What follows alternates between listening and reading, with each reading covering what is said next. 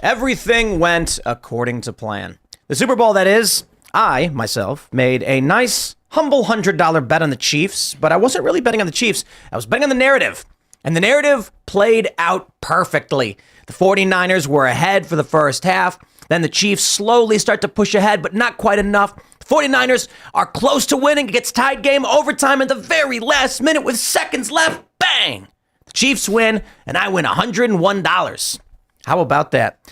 And following that, the Democrats posted a Dark Brandon meme saying something like that's exactly how they had planned it or whatever, insinuated that they've rigged the Super Bowl. And of course, now a bunch of people have replaced the image of Dark Brandon with the red and the blue line, with the blue line jumping up over the red line, indicating that Joe Biden cheated in the 2020 election. It's all good fun, isn't it? But we'll talk about the Super Bowl. While we were all enjoying our good sporting event, the Senate was pushing forward a bill to fund the war in Ukraine and Israel. Oh boy. And Israel was bombing Rafah. So there are certainly some serious things going on around the world. But outside of all of that, Kamala Harris says she's ready to serve. As a conversation has erupted a serious political crisis over Joe Biden's broken brain, well, they're going to be giving him a fitness test, but he will not take a cognitive test. And we know why. Because, his brain's broken. So it looks like Kamala may be getting ready to step up. But I got to be honest, I'm not so sure that we will see a replacement of Joe Biden in the way that we thought. It may be that Democrats have already resigned to him losing, and they're now planning to set traps so that Donald Trump can't do anything if he does win. J.D. Vance points out that in this funding bill for the war in Ukraine, if Trump tries to do anything when he becomes president, they can impeach him. I got to be honest, it's a bad thing, but kind of a good sign. They expect Trump to win. So we'll get into all of that stuff. Before we do, my friends, if you're watching on YouTube, click the link in the description below and you can pre-order the new song from Timcast, Eyes of Advice. Now, to be honest, if you click the link and you see this page that I'm showing right now, you've gone to the wrong place. You have to have iTunes installed, and then you can pre-order the song Eyes of Advice with the link in the description below. By the time you're watching this, eyesofadvice.com may be working. And that may be the easiest way to go and pre-order the single, but you can preview it. It is being released February 23rd, and we would really appreciate it if you supported our work. But also head over to timcast.com, click join us, become a member so you can hang out for the members only uncensored show coming up at 10 p.m. tonight. And you will also get access to the Discord server where you can hang out with like-minded individuals and even submit questions to talk to us and our guest. However, in order to submit questions, you got to be a member for at least 6 months or sign up at the $25 per month level. So smash that like button, subscribe to this channel, share the show with your friends. Joining us tonight to talk about this and a whole lot more is Dr. Michael Rectenwald. Hello, Tim. How you doing? I'm good. Who are you? I am Michael Rectenwald. I am the former NYU professor, canceled by the left, canceled by the right. I'm the Javier Milei of the USA. So, afuera. I did see you tweeted, I think Elon Musk said, Javier Milei, we need all of these things in the United States. Was that you who tweeted, that's what I want to do? Well, yeah, I think that's what one of my followers tweeted that. Yeah, oh, okay, that's right. what I will do. Just start cutting off all the government agencies, shutting them down? Yeah, I mean, his metaphor was the chainsaw. Mine's the wrecking ball. The wrecking ball. All Absolutely. right. Should be fun. Thanks for hanging out. We got Hannah Claire hanging out. Hey, I'm Hannah Claire Brimla. I'm a writer for scnr.com. That's Scanner News. I'm really happy to be here with you tonight. Phil's here too. Hello, everybody. My name is Phil Labonte. I'm the lead singer of the heavy metal band All That Remains. I'm anti-communist, counter-revolutionary. We're here with Serge. How you doing, homie? Yo, I am here, Serge.com. I'm ready when you are, Tim. Here we go. Deadline. Just like we drew it up. Joe Biden's Dark Brandon reacts to Chiefs Super Bowl win. All right, so everybody probably knows already what happened yesterday with the Super Bowl. Well, following the Chiefs' victory, the Democrats are acting like they rigged it because there is a conspiracy theory that the NFL is rigged or scripted and that Kelsey had to, or I should say the Chiefs had to win because Kelsey's relationship with Taylor Swift, and that after they win the Super Bowl, there's going to be some coming endorsement from the lovely couple and all that jazz. I think it was mostly a PR stunt between Kelsey and Taylor Swift. I don't think their relationship is real. However, we counted, and I think we saw Taylor Swift during the game 12 times. They showed her. So that's more than basically anybody else. I think it's all PR. I don't think that there's a grand conspiracy to have Taylor Swift endorse Joe Biden. But one thing I am seeing now following all of this is that politicians have started identifying themselves as Swifties. And the news has started reporting that Trump, quote unquote, slams Taylor Swift when he didn't, because Trump issued a statement that, Taylor couldn't endorse Joe Biden because I signed the Music Modernization Act or whatever, which helped her. I think the play now is they're actually making it look like Trump is against Taylor Swift because they're trying to rile up her fans against Trump. And, it's really frustrating that there are people on the right who don't care that there is no political upside to the Super Bowl Taylor Swift psyop narrative. They just keep running with it and getting as many views as possible. And the media is laughing all the way to the bank as they try and politicize Taylor Swift's fan base. Which is crazy because she's going to save our birthright. I mean, Taylor Swift ushering in a new era of making marriage cool again, making commitment and families great. She went to the Super Bowl with Blake Lively, who's married to Ryan Reynolds and has like 4 kids. I think there is really a missed opportunity to seize this for what it is, which is that women actually like to settle down, and she's trying to seize the opportunity. But I actually didn't watch the Super Bowl at all, so I didn't watch. Can't say I was super dedicated to it. I didn't watch the game either, but the whole thing of like jumping onto this as a rage bait thing, there's some people out there that are just doing it because it's content. I think that that's a terrible, terrible thing, but just because it's bad for America. And bad for love. People should believe in young love. Look, I'm very, very adamant about the fact that the goal in the culture war is not to defeat people that disagree with you. It's to convince them to come to your side.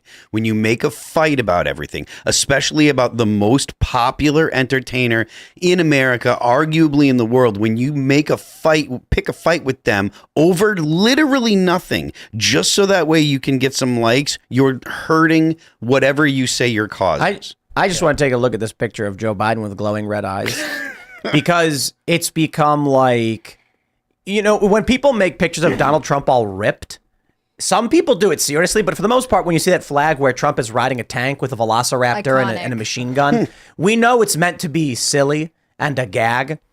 Okay, and it's kind of like, okay, we get it, it's funny. But having somebody who can barely speak, did you see the latest video from him? Yeah, it's crazy. He's like, I'm gonna run a list, no time. And I'm like, what did he just say? Something about not running through a list or something like that? Truly, anyone can become president in America if Joe Biden can at this level. So when they make this picture of him and they try and do this meme, it's like. It's like a poodle dressed like Superman. You know what I mean? And his campaign got on TikTok today to court younger voters. Like it's so. And they posted this too. It's awful. That was yesterday though. They were like, "Who do you think's going to win?" He's like, "If I told you, I'd get in trouble." Biden, if you talk to the press, you get in trouble. And I'm wondering who you get in trouble with. Barack. Jill. Well, she's the real president. The whole I wonder who you get in trouble with it actually does kind of matter. I like to think that the president is actually can be held accountable. That's one of the bad things about having like the nameless bureaucracy doing things. You don't know where to lay the blame. You can't hold anyone accountable. You can never fire people, so nothing ever changes. Things only continue to go bad or continue down whatever path they are or have been on. Are you a big Taylor Swift fan? Are you a Swiftie? I'm not a Swiftie. No. I do not want to talk about Taylor Swift. I'm not. So anyway, back to Joe Biden and the memes. I was just going to ask him what his perspective is on like the internet and the way they kind of circle around these pop culture icons, whether it's the Dark Brandon meme or Taylor Swift. Well, the theory is they're trying to use Swift to garner votes for Biden. Also, Swift and Kelsey to sell the vaccines. I don't think I don't buy it. Yeah, it's just PR. It's a PR marketing stunt. And when it's funny because when people say it's a psyop, I'm like, well, yeah, in the same sense that like a commercial for Coke is a psyop. Like a company is trying to advertise a product. The NFL is trying to advertise the NFL to a younger audience who they're losing. Taylor Swift got a whole bunch of Gen Z and like young women to watch the Super Bowl. Yeah. They were trying to make some. And so what's fascinating to me is the psyop narrative actually just accomplished everything they could have hoped for. Yeah. It seriously, all of a sudden everyone who normally doesn't care about quote unquote sports ball, they call it because they like to mock it, are now watching it. And there's media all over the board. And then to top it off, you've got the corporate press saying Donald Trump slams Taylor Swift. Like, you know what, man? whatever, dude. At this point, like people are chatting. Here's one from Victor. He says, "Was Travis Kelce manhandling an old man on TV part of the psyop?" I want to say this. You guys ready? I don't care that Travis Kelce yelled at a guy. I don't understand why there are people who are like, sports ball is so dumb. Did you see Travis Kelce yell at a guy? I'm like, I don't get it. I really don't. And so that's why he chest bumped him. He did chest bump him. I know he's not. I don't think he's a good dude. I mean, whatever. That was a nasty thing to do. But I'm kind of like, why do people who don't follow sports? Why are they so into this? No, it's not. I think it's not that interesting. Like I've seen that clip so many times today, and it's sort of like, okay, yeah, bad moment for every Super Bowl there is, and probably there are other weird moments at the Super Bowl you could have pulled. Instead, everyone's sort of dogpiling on this same one. I don't know. I'm proud to say though that I was 2 for 3 in my psychic predictions over what was going to happen at the Super Bowl. So when we had the party and we were talking about it, I'm like, look, I bet $100 on the Chiefs to win. And I won 100, and I think I won $101, something like that. Because it was like they weren't the favorites. I don't know. But I was like, it's really obvious what's going to happen. At the start of the game, the 49ers are up. And I'm like, well, of course. It has to be this way. It has to be that like, oh no. And I'm like, and they're going to show Taylor Swift, and she's going to be like biting her nail and going like, oh geez. And they did it. Called that one. But so it's got to be that they come up from behind. It's got to be at the last minute they score the touchdown to win, and Travis Kelce is going to be the guy to do it. That didn't happen. So I'm only 2 for 3. Although I did, you can maybe add like a 2.5 because I said that Taylor Swift would look all panicked. But the second to last play, they did throw it to Kelce. Kelce almost got it in, but I think it was Hardman. I don't know. I don't know a lot about football. All I know is that they ended up winning. And now the expectation is there's going to be some kind of endorsement. And I believe what is likely going to happen, what the strong possibility, they're going to invite the Chiefs to the White House after winning the Super Bowl. I'm willing to bet Taylor Swift is there. I think she'll probably go with Kelce, and that will be their PR opportunity and press event. That being said, the only way any political poll comes out of that is if Trump supporters attack Kelce and Taylor Swift, which they are doing with zealous fervor. And they'd have to plan that visit. I don't know how. Again, I'm not the most avid sports fan here, but I don't know how quickly that invitation gets extended because she's on tour for the rest of the year. So well, maybe she doesn't come. They'd have to plan around Taylor Swift. What I really didn't want to happen was for her to perform at the Democratic National Convention in the summer. But luckily, she's in Europe then, because I just thought that'd be so annoying. I don't think she's going to get super political. I don't think she's going to endorse this year. I really don't. The only way is by them using her. They're using her as a polarization. So they're managing to get, if all the Trump people attack her, they're waving. Then this makes her a magnet for the other side. They're waving a red flag at the right, yelling "Toro, Toro." Yeah. And the right's like, I'm going to do exactly what Democrats want me to do, and make a big political issue with a pop star for no reason. Yeah. And it's just like, oh, jeez. I felt like she only got involved in politics was when all of the stuff went around the internet where it was like she's secretly super conservative and she's whatever. Yep. So it was a big show of coming out being no, I support the right guy. Like she released that one song where it was like way late to the gay rights and gay marriage initiative. It's okay to be gay. It just it made no sense. And I think now there's no point. She's making a ton of money this year. She's in the headline. She doesn't need to come out of any sort of political closet. She's already come out enough. It would be pointless. Look, I'll say this as we're wrapping up the opening segment. I would not be surprised.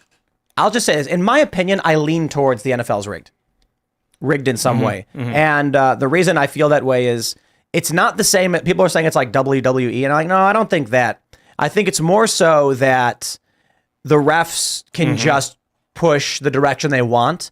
And they can have a tendency towards what they want to happen. But it's not as easy as making it a script. You can't guarantee dude catches the ball. Yeah. Because, so that being said, they can strongly influence the outcome.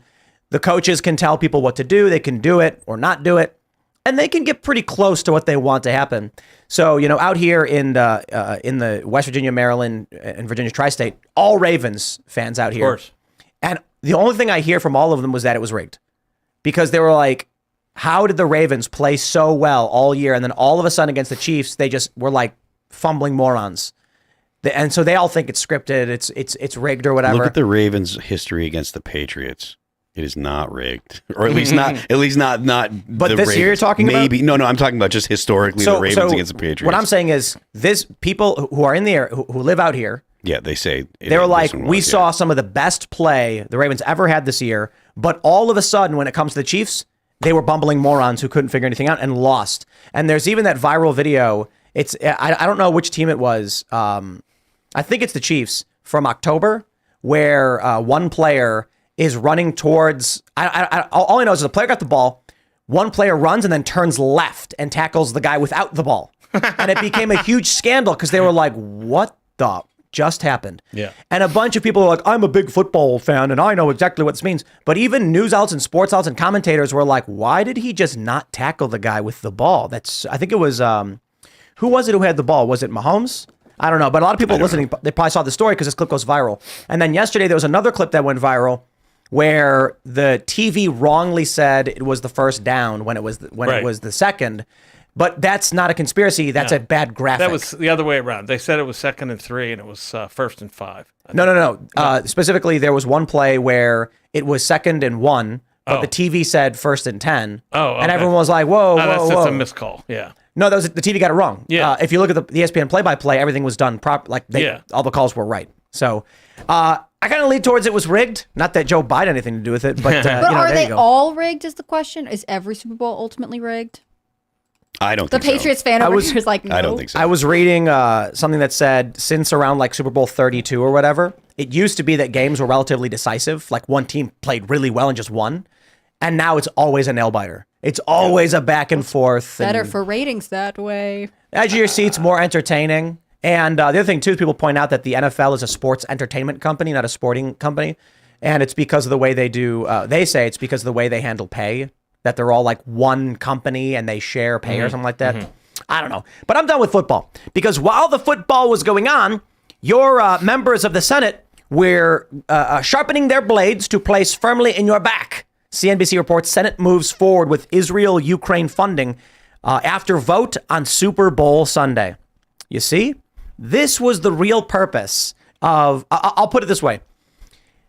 The PSYOP, if there is one in my opinion, was to create a conspiracy theory of a PSYOP so that all of these Trump supporters would be posting photos of Travis Kelce and videos of it, like they're doing all yesterday, and not paying attention to the fact the Senate voted to move forward with funding for Israel and Ukraine. However, Rand Paul is in a filibuster right now to try and block it, but here we go. $60 billion to Ukraine, $15 million to Israel, and Some to Taiwan as well. and some to Taiwan as well, and nothing to the border. Right. Why? Why would we do that? Well, because when people realized the border deal was actually an amnesty bill, they were like, okay, just get rid of that and just go straight for the dump American money into a foreign country. So they also buried an impeachment clause in this bill that if the president doesn't follow through with this funding, he's impeached.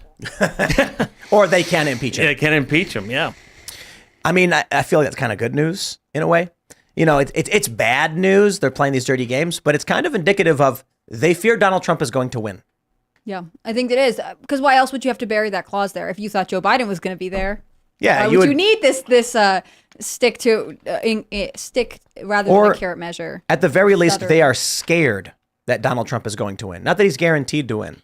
Well, yeah, I mean, I'm sure they are. I think because of the polls and because of Biden, it's completely reasonable to be worried about whether or not he can actually bring it back over the goal line. But when it comes to this piece of legislation or the part in the piece of legislation, they're just looking for any way that they can get Donald Trump. So if they can set it up, whereas It's a trap. there's some kind of, he gets in and something happens and they can come up with a way to justify impeaching him. They will forever.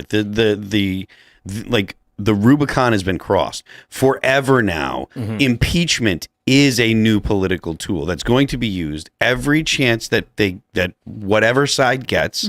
This is the new normal. Politics in the U.S. is not going to get better. It's only going to be great. I don't think it's the new normal. You know why? Because I don't think there will be a system in place long enough for it to be normal at all. That would be It's just the current trend right now. that would just be No, it's just, I mean, like, it'll happen one time and then something worse happens next time. Yeah, that's right. There are other catastrophes come along, change the whole narrative, shift the ground under your feet. That's what's been happening. Yeah, but I agree with your sentiment. It's just the idea that it's a new normal would imply that we will persist in this state for more than one election cycle. how fast things degrade does matter. Yes. Yeah, so I feel like in the sense that they are going to use impeachment as a tool, the answer is yes, but it will cause such crisis within our political system, the system likely will implode on itself well before it could happen again.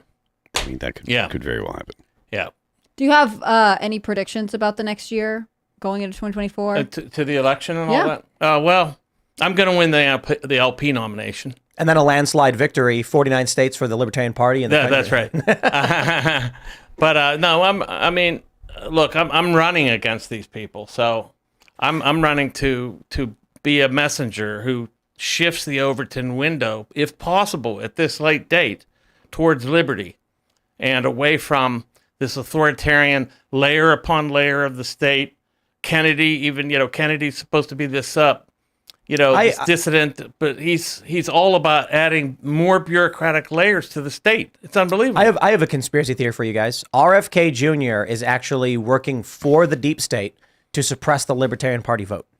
Yeah, I think that's actually fair. I always thought he pulled from running a Democrat campaign under threat from the DNC, basically saying, you have to run as an independent this year. Maybe we'll consider you in the future. He's pulling from Democrats, but the polls, when the polls include Biden, Trump, or anyone else actually scores double digits. Yeah. Which means that if RFK Jr. was not running, the Libertarian Party might actually crack double digits. Yeah. And he's coming to our convention in California where I'll be debating him. Really? When is that happening? On February 24th. February 24th. I am the final defense against RFK trying to take over the Libertarian Party for this election. I can't imagine the Libertarians accepting that. No, I agree with that, but there are a lot of people in the Mises Caucus who want RFK Jr. to take the LP ticket. Well, there's a little bit of a prevarication that went on about that topic, if I must. The LP, the Mises Caucus, the official Mises Caucus, does not support RFK Jr. at all. Right. They have endorsed me. They've also endorsed the vice presidential candidate too. And I'll come up with his name in a second. He's a good friend of mine, but anyway, Clint Russell. Right. So they endorsed Clint Russell as a VP candidate. They endorsed me as a presidential candidate. They've written extensively how they don't support RFK Jr. He is anathema to libertarianism. He's not good on anything. Nothing. He's the only thing, like, people except think COVID and Ukraine. That's it. He's not even. He's good on COVID and vaccines in that he doesn't want to have the government force you to take vaccines. But that's the end of it. That's it. And also, if that's the Well, he tweeted about the border.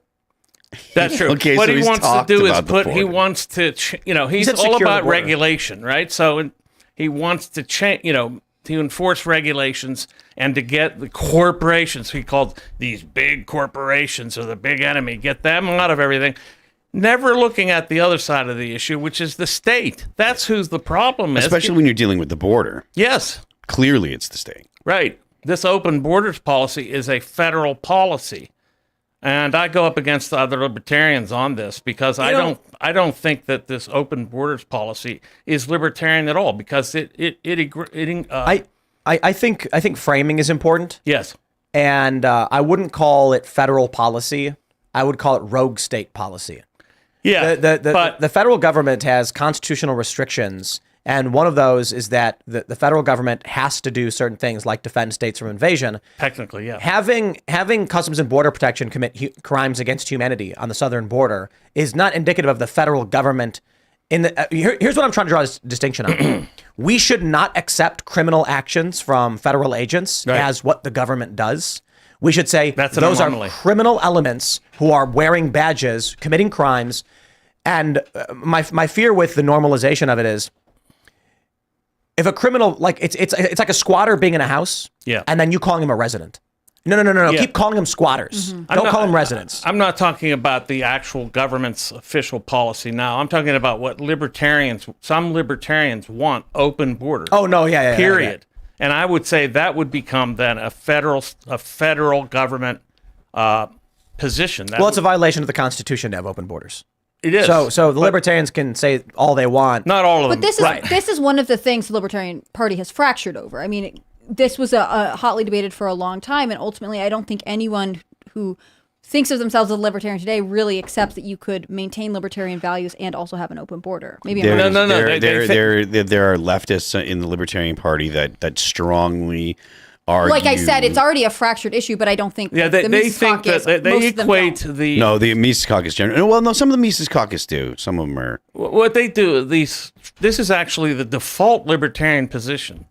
They equate the movement of goods, or capital, with the movement of people, and they say they're the same. So if you could have if goods are free to cross borders, then people should be without restrictions. But there's a difference between people and goods. Yeah. People have will; they can do it without being asked to come. People have motivations. If goods are purchased, they have been invited into the country. That's different than people just up on their own volition entering the country. So, Yeah, open borders basically means you don't have a country at all. And the Constitution requires defense from invasion. So anyway, what I was trying to say is we accept the squatters and the corrupt and the criminals, and we act like they are the authority. And if we just said, nah, you're not, we don't agree with you, we don't take orders from you, things would be very, very different. Unfortunately, I guess we have a lot, maybe it's too many people. So social order breaks down when a civilization gets too large. You know, the question I have is, why does a CBP agent think it is okay to work with cartel members? Because his boss told him to. Yeah. If we were in a small community and, you know, the sheriff, like, let's say 100 people. Right. And the guy said, hey, go handle those smugglers. And you'd be like, are you nuts? Like, I can't do that. Everyone's going to find out what I did. But when it's a massive system and the CBP agents don't know and don't care, they don't know you, they don't care about you, their boss said do it, they're going to do it, because when they go to the bar to buy a beer, the bartender's like, don't know you, don't care, here's a beer.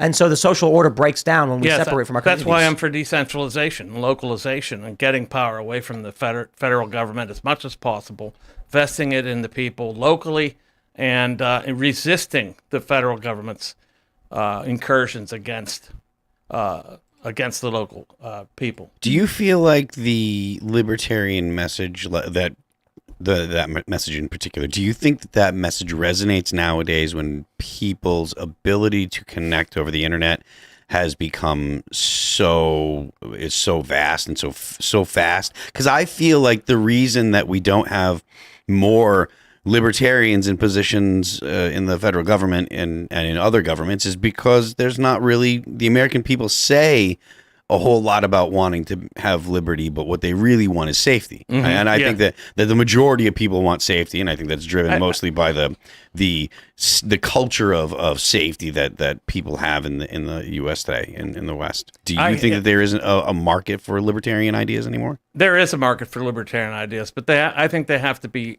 framed properly, as Tim put it. And in the case of decentralization, I have noticed that people look at me like, what are you talking about? Because it puts the onus on them rather than some white knight riding into D.C. like claiming to be able to fix everything. It puts the onus on people themselves to do something on the local level, to run for office, to take control of the local level, and then to resist the central government as much as possible. And that's how this country was founded. It was founded under subsidiariness, or actually it's the doctrine of the lesser magistrates. That is, the local power is really preeminent. Yeah. I do feel obligated to point out, this is off topic, but RFK did share some of Alad's video, some scanner news footage. So he's obviously a huge fan of our news site. Very, very good. Maybe he'll make an appearance on the podcast. Let's jump to the story from Politico. J.D. Vance, foreign aid bill could get Trump impeached. The Ohio GOP senator's office argues that the legislation could tie Trump's hands if he tries to pause Ukraine funds should he win the presidency again. Vance distributed a memo to Senate GOP offices on Monday arguing that the foreign aid measure could tie Trump's hands if he comes into office next year wanting to pause Ukraine funds as part of negotiations on ending Russia's war on the U.S. ally. That's because some of the legislation's funding expires 9 months into the next presidency, effectively, according to Vance, handcuffing a future President Trump from making his own decisions on Ukraine spending. Now, this is the important thing. The likelihood that the first thing that we mentioned previously, but we'll say it again just for the sake of this segment, this is a political time bomb for Donald Trump, or a pit trap. Democrats fear that if he wins, he will try to shut down the war in Ukraine and bring peace. And so not only do they want to find ways to remove him, they want to tie his hands together if he does win so that he can't make any changes. The terrifying thing about this, it's quite literally, Donald Trump will get elected. I'm saying in the event Trump gets elected, which I believe is a strong probability, but we'll see. He absolutely will seek to negotiate with Russia to stop the war, bring peace, stabilize the region. And that means that if Russia says to Trump, okay, as a sign of good faith, as we begin the ceasefire, funding must stop. And Trump will go, I can't do that. They'll impeach me. Think about what that does to undermine the president's position before he's even spoken a word. This means upon entering office, Vladimir Putin will say to Trump, you do not have the authority to negotiate as the president of the United States to bring peace because I saw the bill they passed. It was in your news and they will impeach you and remove you from power if you try. Talk about evil, these people. Yeah. And I think Trump's equivocated now recently about Ukraine, whether he would continue funding them. And so it's not clear that he is actually the target here necessarily. But definitely they want to make... Maybe RFK Jr. wins and they don't want him to do it? Maybe. Maybe that's in their cards, yeah. What if RFK Jr. does win? He's got some polls got him at like 17%. Oh, no, he's higher than that. They're saying higher. 33. Yeah. Where? What polls got him at 33? Here we go again. I don't know exactly which polls, but he was saying for a while that he was polling in the 20s and he was gaining 1% every week. So he was on track to get the necessary just over a third of the vote to beat out Biden and Trump. I don't know how accurate it is, but I think let me look it up. I think third-party candidacies are really interesting because of this. It shifts it from being this fight for just over 50% to being this much lower margins, which other countries that have multiple political parties are used to in a way that America is not. Yeah, that's the good thing about this. Typically, we've got, there's one poll from Suffolk that has Biden up 20 points. That's the stupidest thing I've ever heard. They just asked everybody in the White House briefing room. Right. But typically, Kennedy's polling at, we got one from, this is a Republican-affiliated research, an opinion research, 16%. But a lot of them have him 14, 6%. We got him at 8%. I don't see him cracking 30. Well, that's what he's putting out. Maybe that's his propaganda. So, but definitely. But he was posting something like that on Twitter that he was a viable third-party candidate at 33%. But it's. I think what we're seeing with the southern border, and the reason why right now the Senate is trying to advance. So at first they called it the border bill because these people are despicable scumbags who lie, cheat, and steal. And the bill was actually funding for Ukraine. $20 billion went to border amnesty projects, but it wasn't a border security bill.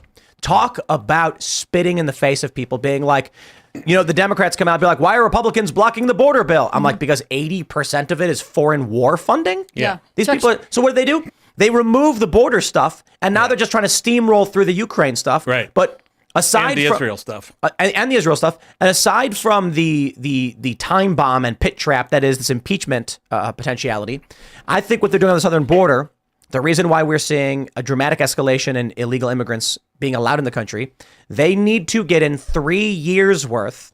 3 presidential terms worth of illegal immigrants, because you've got Biden. If Biden just allows the standard amount of illegal immigrants in the country, Trump deports that many, they hit 0. They got a quota, baby. So by doing 3 terms worth, when Trump deports as many as possible, 1 term's worth, they get 2 full terms of criminal aliens flooding into the country. They're not going to do anything to secure the border. The Republicans are going to hem and haw and ultimately do nothing to secure the border. It is in all likelihood going to come down to a last-minute deal where the Republicans cave, some crackpot garbage Republicans announce their retirement, and then give Democrats everything they want, and more bombs drop in Ukraine at your expense. Yeah. Yeah, democracy.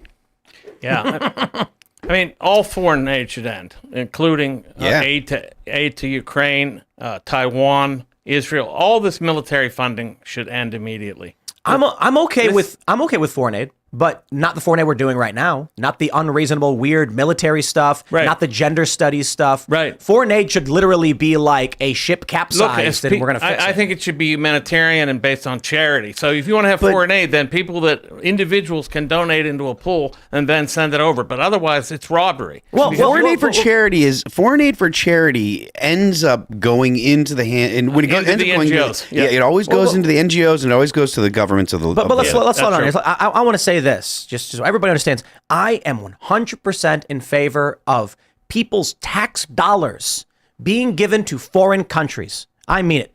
First, we got to fix all of our roads. We got to fix our border. We got to get rid of unemployment. Once unemployment is at zero, or a reasonable number, might be a couple percentage points, because some people literally can't work, so there's going to be some unemployment. Once we have solved all of our problems, then after a vote, we can decide if we do want to send aid to anybody else. we won't 2 get the years vote on after the last American But commits that's my suicide, condition. then we'll send it. I'm okay. in favor of sending it after we agree we fixed all our problems absolutely, first. yep. There's one thing that I want to say that I'm sure Michael is aware of, and he would also have a massive has a massive problem with that. Most people don't realize.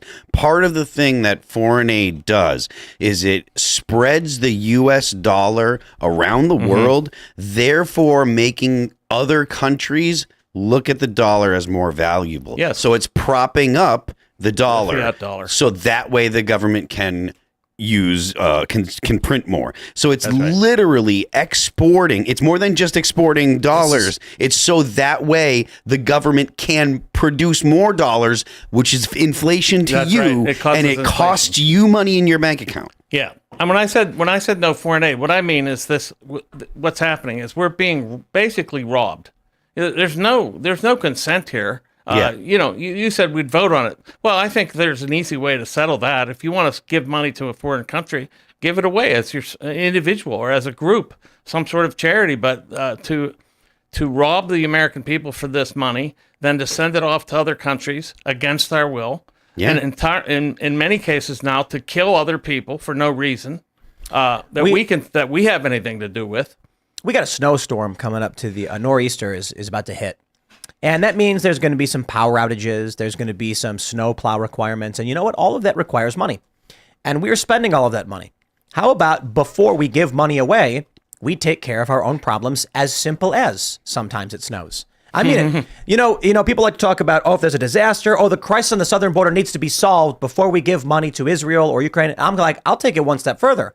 We got to pay the snowplow man up in New York before I give money to anybody else. Yeah. How many train derailments are there every year? Like, there are all kinds of infrastructure, small problems that we have that we can't prepare for, that we should generally think we're going to take care of the things that happen here before anywhere else. But it just is endless, the amount of money they're willing to ship us abroad. I got to tell you, I would sooner vote to give the entirety.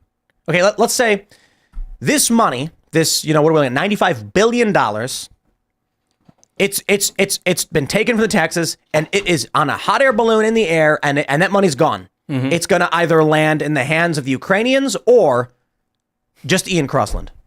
Just him. Just Ian. I would vote for it to go to Ian. No question. Be better absolutely. A single random American should have that money before we give it away to a foreign country. More importantly, it should be redistributed back to the people for whom it was taken from. I think we have to. I agree with everything that everyone's saying in principle, but because of the situation with the value of our currency and the debt that we hold, we can't just be like end all foreign aid and blah blah blah. You have to get rid of some of the dollars that are in circulation. That's right. You have to get rid of those before you start doing the whole stop this. You have to make sure that you have to get the currency gets onto some kind of hard backing, something like that before you can do. Then once you do that, then you can start ending the foreign aid, because once you start ending the foreign aid and have fewer dollars around, you're going to have all kinds of monetary problems that are going to erupt that we're going to have to deal with realistically, that we can't get out of dealing with because we have to, because because of entitlements and $33 trillion in debt and stuff. And I know that I'm, speaking Michael's language as a Mises guy, we need to consolidate the dollar, probably, back it by gold, the fiat currency, back it by gold, and then consolidate the existing currency that's out there. So that would reduce the actual dollars that are floating around, and then because you have to base it on real commodity like gold. But in the meantime, as I've said last time here, I think we need these parallel currencies to be in operation so that people are fighting against the Fed's money monopoly Bitcoin, right now. Bitcoin has blasted off in the past 2 days. I thought that it topped out, and I was like, "Oh, I'll go ahead and sell some to go ahead." And Bitcoin's at 50,178. I am a happy camper. Excellent. Put it very mildly. Yeah. I bought it a while ago, and it's like a savings account, I guess. Man, it's kind of wild that I don't want to get into too big of a Bitcoin thing, but I think in terms of where we're headed internationally, especially with El Salvador's success. Yeah. I mean, you look at, wow. I mean, if you're a citizen of El Salvador, you must be jumping up and down when Bitcoin's now at 50K. Because this means that your country's net worth is just skyrocketing. Their capability to import goods, fix the roads, do all these really great things. I'm just thinking about the stopping of the crime, the gangs, the building of new libraries. There was that big unveiling, the landslide victory, and I'm like, there, but for the grace of God, go we. Why can't we have those things? But I think that kind of success does open a lot of regular Americans' minds to the possibility that these things have. I think there are enough people who don't understand the complexities of Bitcoin or whatever else who feel the stress of countries that seem to be basically falling apart, and they'll look to these other countries and say, maybe they're onto something. Yeah. I mean, I just, we need a Javier Milei moment. That's right. We do. Afuera. Yes, we do. I mean, minus the weeping at the Wailing Wall. However, I won't do that. Yeah, but at least he's making the cuts. Yes, he is. He is. That's wild. Yeah, I think that stuff like Bitcoin is a great idea. Obviously, the Federal Reserve and the federal government and the Federal Reserve system is unreliable.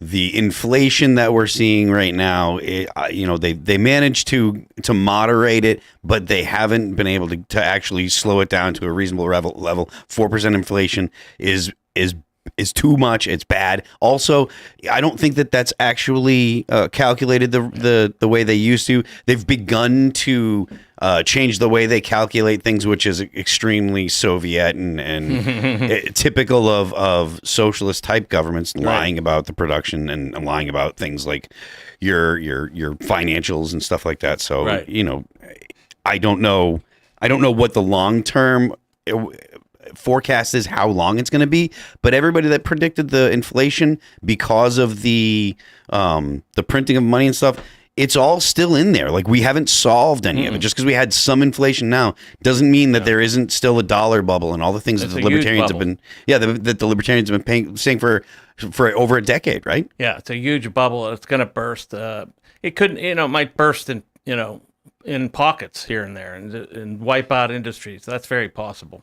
Who are libertarian voters in America? Who are they? Yeah. Nerds. They're autistic. Okay. Okay. No, I'm kidding. That's kind of like a running joke. But no, I mean, libertarians are people. They come from every segment of society, and they, a lot of times, a lot of people come from the military. They served in the military. They felt like they were used as tools. They saw what the American regime and empire is about, and they turned against it. And or in my case, I was a far leftist, and I saw the error of my ways and saw that the state was the real enemy, not the capitalist class. What made you see that? This is the fascinating thing about anarchy and anarchists. Typically, when you're in New York, you'll meet people who claim to be anarchists, but they're the most authoritarian people you'll ever meet. And so I've had these discussions with the quote unquote leftist anarchists. They're communists. Yes. I don't believe that you can be a leftist and an anarchist. No, it's impossible. No, it's not. It's not impossible. If you say you're an ANCOM, that means an anarchist and communist. Who's going to enforce the fact that nobody's allowed to have property but the state? Shared morality. So so the issue is, if you are libertarian socialist or anarcho communist or something. Communist. Basically, what you're saying is you and your buddies want to live on a farm by yourselves. Yeah, go ahead. And absolutely. And you go live on the farm, and your buddy comes in and says, I grew some squash. Looks like they're ripe. Would you like to share them with me? That's great. I'll do the dishes afterwards. Hey, that's fantastic if you can live that way. But when you scale to neighboring communities, good luck. So on a very, very small scale, but you meet these people in New York, and they're like, I'm an anarchist. I think I should beat people until they do what I want. I'm like, yeah, you're a fascist. Exactly. That's not anarchy. They're the biggest statists out there. That's the real irony. You look at somebody like Antifa. These people are actually foot soldiers for the state. They're bidding. They're tankies who claim to be anarchists, and they're not. Right. But let's jump to the story. Yeah. I love this from the Wall Street Journal. Kamala Harris says she is ready to serve as Biden faces age scrutiny. In a recent interview, the vice president cites her capacity to lead after stops on her abortion rights tour. And the important thing to take away from this narrative has been going far and wide, as if after the news report came out that Biden is too senile to be criminally charged, I'm being hyperbolic, Kamala Harris then said, I'm ready to serve. No. She said this 2 days before the report came out. However, I can only assume she already knew what the report was going to say. Biden's lawyers had been briefed as to what was going on well before any information got released. That's what they do. So she knew exactly what was happening.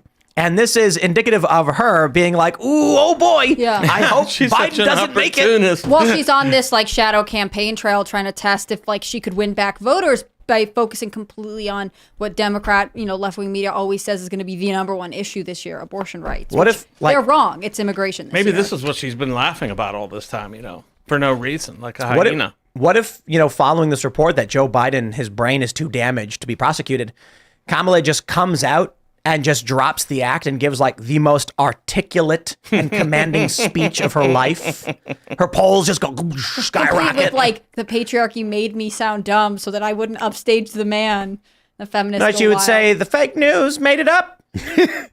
And then what do you say to that? Like, well, I mean, they are fake news. Yeah. She turns it around on everybody. Yeah, I don't think that's going to happen. She'd really have to have quite an accelerated course in vocabulary and rhetoric and other topics. I was saying about 6 months ago, my prediction was Joe Biden will not be the nominee. He will not be the candidate. Something has to happen. And right now, the betting odds suggest that is likely the case. I mean, Biden is dropping precipitously. Michelle Obama is skyrocketing. People are starting to be like, I don't think Joe Biden's going to make it. Yeah. Like a prosecutor, a special counsel literally came out and said, this man has such bad memory. He doesn't know when he's he doesn't remember when he was vice president. Or when his son died. Or that's the scariest thing. He can't remember when his son died. Or, I mean, look, we often call him a liar when he's like, my son died in Iraq. Where everyone's like, he's lying. No, I think he's, grandpa's confused. Right. He's trying to fill in gaps that his brain no longer has. I mean, that's actually extremely sad, right? Yeah. I think of all these people who look at it and are like, this is elder abuse. I can't remember who, but there's some nobody who loves like, Joe Biden. I would never let them treat my grandpa this way. Like, it's rough out Joe there. Biden is the most cynical, self-centered opportunist there is. Joe Biden He was a cynical opportunist. Jill. Oh, you said Jill was. Jill. Oh, I'm sorry. I will say this. Joe Biden was a crooked, corrupt, spineless, evil man. And the reason I say was is because at a certain point when your brain is mush. It's just a husk there now. Yeah, it's like saying the mannequin in the corner of the room of Biden is a criminal. It's like, well, it's just kind of a hunk of plastic. You know what I mean? They love it, I think. I think there's like a Politburo running the country, and they just stick him up there. It's perfect because they have total control Weekend at Biden's. Yeah. We got this guy that it's also part of, I think, a ritual humiliation plan to make us feel like, look, we could shove anybody down your throats and you'll have to, he'll be your president. That's just the way it goes. Yeah, but I don't know this time around. And I don't see how they can beat Trump short of like abject cheating. I don't even know if that's going to be as effective. I mean, the shadow campaign, which they like universal mail-in voting, all that stuff still in play, but it may just be overwhelming. I mean, the media keeps screaming in the faces of people that everything's fine. And it's like, dude, you can't just say that. Yeah. People go to the grocery store, they can't buy bread. You're not convincing anybody. You're talking $7 for butter. Yeah. Oh, it's so crazy. I was saying this before. We used to buy these little salamis, a little pack of salamis, and there's like, I don't know, maybe like 30 salamis in it. and it would cost like $5, and now it's 15. And I'm like, wow, we would buy a bunch of them and put them downstairs in the green room for people to have snacks. No sugar. That's why we do it. We keep the sugar to low, the protein high, and it's super expensive now. Everything's going up, and you see these videos where people are talking about young people. It's like there's one video where a woman's screaming because she's like, "Yo, I went and bought like eggs, some water, and some vegetables. It was $41. I have no idea what's going on." And they're saying like, "Don't worry, the economy's great." No, it isn't. Yeah. And yet he's like, you know how I'll win back young voters? Get on TikTok. Like, these are all the same people who are trying to establish themselves financially, build their future, and they're looking at it every day saying, I can't save for anything. Did you see that map where it says it's now more affordable to rent in most of the country than it is to buy a home? Like, Wow. It's wild to me that they're able to look voters in the eyes and say, everything is fine, don't question us. Here's the trouble with you running as a libertarian. Yeah. You can't be you can't do things like this here. If I was running on the Republican ticket, I would come out and say, as president, we're going to take all the illegal immigrants and we're going to kick them out and give those hotels to all Gen Z. Gen Z, you get free hotels, free beds, free TVs. Basically, you're Gen Z and you're looking at these videos where it's like for $2,000 a month, you can live in a 5x10 room with no bathroom and no closet. Then you're hearing in New York, they're giving hotel rooms to illegal immigrants. Yeah. I'd just straight up be like, we're going to flip that around. Gen Z, you vote for me, and I'm going to bang the gavel and say you get the hotel rooms, and we'll put the illegal immigrants in the 5x11 box. Yeah. Better yet, we will just deport I them. hear what you're saying. Yeah. Libertarians can't do that. We'll steal your money. There's a little bit of, I mean, basically, we have to run on. I run on principle. So yeah, I'm not going to steal something from somebody to give it to somebody else. However, I do think that none of the other candidates, as far as I can tell, are talking about the incentivization, the artificial incentivizing of immigration through social welfare. I mean, it's unbelievable. I mean, it's more than that. It's the practical incentivizing where they offer them money before they even come. Yes, and send NGOs to assist them. Yeah, This is why again I asked you earlier, and I think that the biggest problem the libertarians have is the entitlements. Like the biggest obstacle to electing libertarians is the fact that they're not going to give anything away. They're not going to try to buy votes. And that's also one of the worst things for America. It's the worst thing about democracy, per se. Yeah, absolutely. People can, they're voting to rob other people effectively. That's what they're doing. And the elected officials are empowering it. Yeah, of course they are. But it's so much worse than just voting to rob people. Because the way I described it is like, imagine you live with a roommate, just the two of you. And then one day there's a guy sleeping on the couch and you're like, whoa, I never agreed this guy's to sleep on the couch. And your roommate's like, oh, come on, dude. Just let him crash here for a little bit. He'll pitch in. And you go, okay, fine, whatever. The next day there's another guy sleeping on the couch and you're like, hey, I never agreed this guy could come. It's like, well, we both voted and we both voted he could stay. Yeah, that's two right. against one, you lose. Exactly. And you're like, what? And then the next time another guy shows up and all three of them are like, 3 against 1, you lose. You no longer live there. That's what's happening to this country. Yeah. They're not bringing, and Republicans get this wrong. They're not bringing in illegal immigrants to vote. They're bringing them in to create congressional seats and electoral college votes for the presidency. They don't need them to vote. They just need them to be there for the census. So yeah, that's right. That's right. They need to fill out the census. So that's why the Democrats insisted that you did not have to be a citizen to be in the census. Yep. Mm-hmm. I think maybe you need to, what I would do is to get like 3 whiteboards instead of 1, because how Millet had the 1 whiteboard with all the government departments. No. You need that one. Yeah. But then you also need one where it's like, illegal immigration, NGO funding, international funding. You basically need 3 whiteboards that is not just about... But the state. I agree. Yeah, it's not just the departments. It's also foreign funding. Foreign funding, the NGOs, the globalist organizations that are pushing all of this. DEI, you need one for like all the cultural stuff. You need one for foreign spending and one for domestic bloat. And then you have to very calmly just... afuera.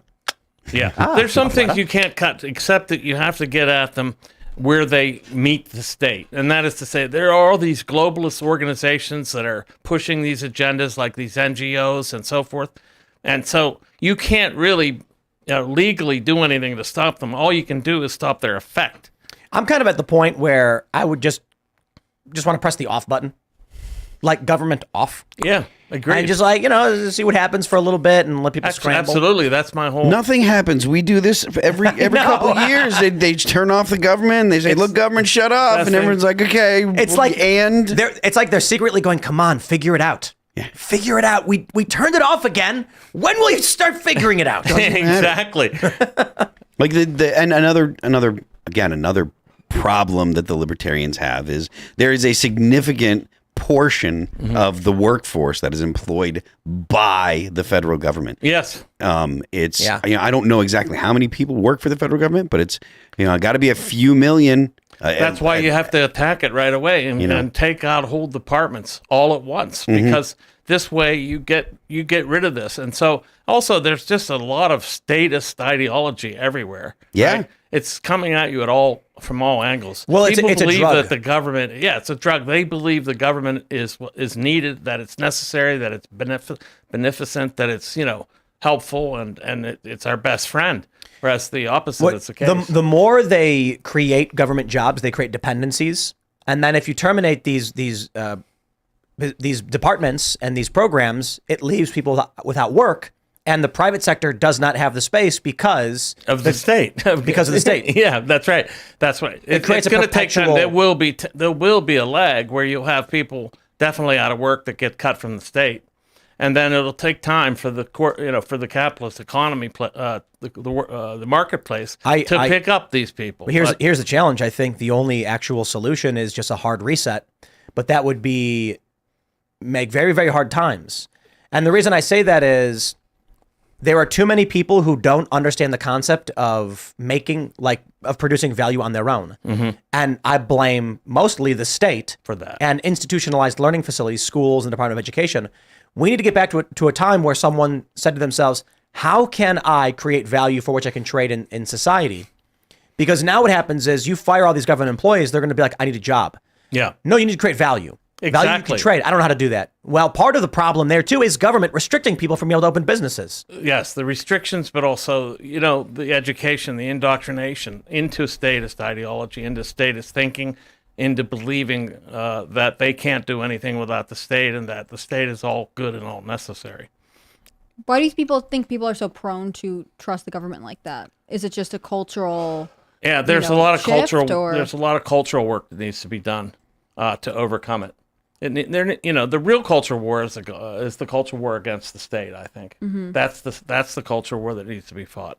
I want to jump to this story. This is a letters to the editor, LA Times. I'm a psychiatrist. Lawyers should not be assessing Biden's cognitive ability. They should not. That's right. Justice Department Special Counsel Robert Hur has training in neither psychiatry nor neurology, yet he included an assessment of Biden's cognitive functioning. Memory assessment is a complex task and cannot be undertaken over 5 hours at interviews with attorneys. Can you believe the gall of an attorney to diagnose? He is no doctor. How shocking and offensive would it be if members of the press were claiming the president was mentally unfit? Kind of like how the New York Times wrote, Trump is mentally unfit, no exam needed. 3 mental health professionals who contributed to the dangerous case of Donald Trump cite recent actions that confirm their worries. And additionally, from the New York Times, memory loss requires careful diagnosis, scientists say. A federal investigator said that Biden had a poor memory, but such a diagnosis would require close medical assessment, experts said. You know what, man? Shout out to Defiant L's on X. This is just, we're done with the narrative, okay? I placed a bet on the Chiefs to win the Super Bowl because we know, there's a narrative. Okay, maybe there isn't, but I won $100. My point is, how can the New York Times think they will get this over the American people at this point? LA Times publishing a letter to the editor saying, you can't diagnose the president in this way. He's just a lawyer. Oh, the lawyer said that Biden didn't remember when he was vice president. Okay, so at a certain point, we can see through the lies of the corporate press. And it's just smack dab right. And so I tell everybody, just share this. Share this segment right here with anybody who disagrees and be like, look what the media does. Both these things can't be true. Right. But at this point, I think after 10 years of this, I'm seeing videos of Gen Z people that are just screaming MAGA. They're just over it. The fake news, the political correctness. So I'm, look, with the Bud Light collapse and all of that stuff and all these culture victory wins, culture war victories, I'm feeling pretty optimistic. And then I'll add too, especially with them putting that impeachment time bomb for Donald Trump, I'm like, man, Trump's going to win, isn't he? I think I mean, I don't like to take anything for granted, but I think he's in a much stronger position than the Democrats were hoping at this point. And I think it really does have to do with young voters who grew up disenfranchised by both culture and the economic situation. I mean, things were better under Trump. They're old enough to remember that, even if they weren't necessarily paying taxes themselves. I'm thinking about like the 18-year-old, 19-year-old voters. But things are very bad under Biden when they are going into adulthood. I think there are a lot of reasons that young people would be deterred or turned off by the Biden campaign. I wonder if Gen Z, with stories like this, where they're running two different narratives, at a certain point, they just will look at the corporate press like nothing. It's just a gag. It's all the Onion. It's all the Babylon Bee. I mean, the Babylon Bee struggles to keep up with reality at this point. And so I'm kind of thinking that the corporate press is in decay. They're collapsing. I mean, we saw one of the biggest wave of layoffs we've seen in a long time in the past couple of weeks. Why would any young person growing up believe any of this stuff? Yeah, they don't believe any of it. And they don't get their news from it, right? I mean, we know that they prefer YouTube. They're more likely to be on social media. These traditional outlets of saying this is where you get information and we get to say it's right are just kind of not applicable to the lives of the youngest Americans. I don't know what you would call them, but the influencers on TikTok that are actually news, that are actually giving out news. When it comes to like what you would consider, and I hate to use any kind of frame that privileges one news source over another nowadays is, in my opinion, it's really not useful. But people that you had associated historically with professional news, professional journalists and stuff.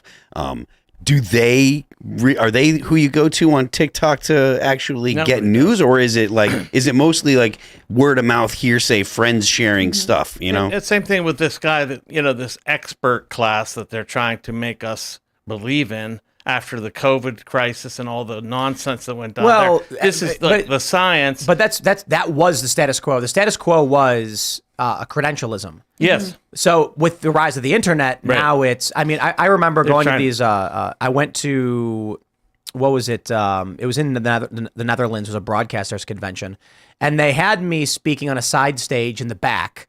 And at the main stage, they had three professional journalists talking about how citizen journalists and independent media is unreliable and dangerous and should be ignored. Yeah. And that was the nature of what the news industry wants to do. They want to say, no, those rabble-rousers are lying to you. It's all misinformation. Trust us. Well, the New York Times had this, they have a political podcast out. They're tracking campaign stuff. And I remember listening to it, and one of the guys went to the Iowa State Fair because so many presidential candidates go there and, stump around, do whatever. And he would approach, the whole episode was about, why do people support Trump, or why are they planning on not supporting Trump? And he'd walk up to people and say, I'm a reporter from the New York Times. Can I just talk to you about the election for a couple minutes? And they'd be like, the New York Times? Like, they didn't trust the New York Times. They don't want to be affiliated with the New York Times. And even this was true of voters who were very pro-Trump, and also just other Republican voters who were saying, oh, I like Tim Scott or whatever else. Like, the media institution is known for its bias, and people don't care to take part in it anymore. Nobody believes the regime, basically. I'm feeling pretty good, I think I'm wondering if it's actually going to be as bad as we might have thought it was going to be this year, because with all there is weird stuff happening already, but watching the media just implode the way they did, I don't think people understand how much of a white pill that was to see the LA Times and a bunch of other media ESPN, outlets. a bunch of them had huge ESPN, I think layoffs. TechCrunch, they're all having massive layoffs, and I'm like, that's it. Their version of reality is almost dead. Who laid off their That's great. Who laid off their Washington bureau? Like, LA Times during an election year. It's crazy. No, but even the Wall Street Journal shaved off some of their political reporters. A couple of them did, and that's and like you're mentioning TechCrunch. Like, it's not just the political side that's falling apart. It's also the business, the technology. Like, they can't keep anything together from any angle, so they are losing track of all of the narratives. It's wild to me. I'm having a good time. It's good stuff. Absolutely. It's going to be interesting what happens in 6 months. I mean, when media is getting rid of their political reporting in one of the most important election years, I mean, that's indicative of just they're done. Remarkably, it's wild.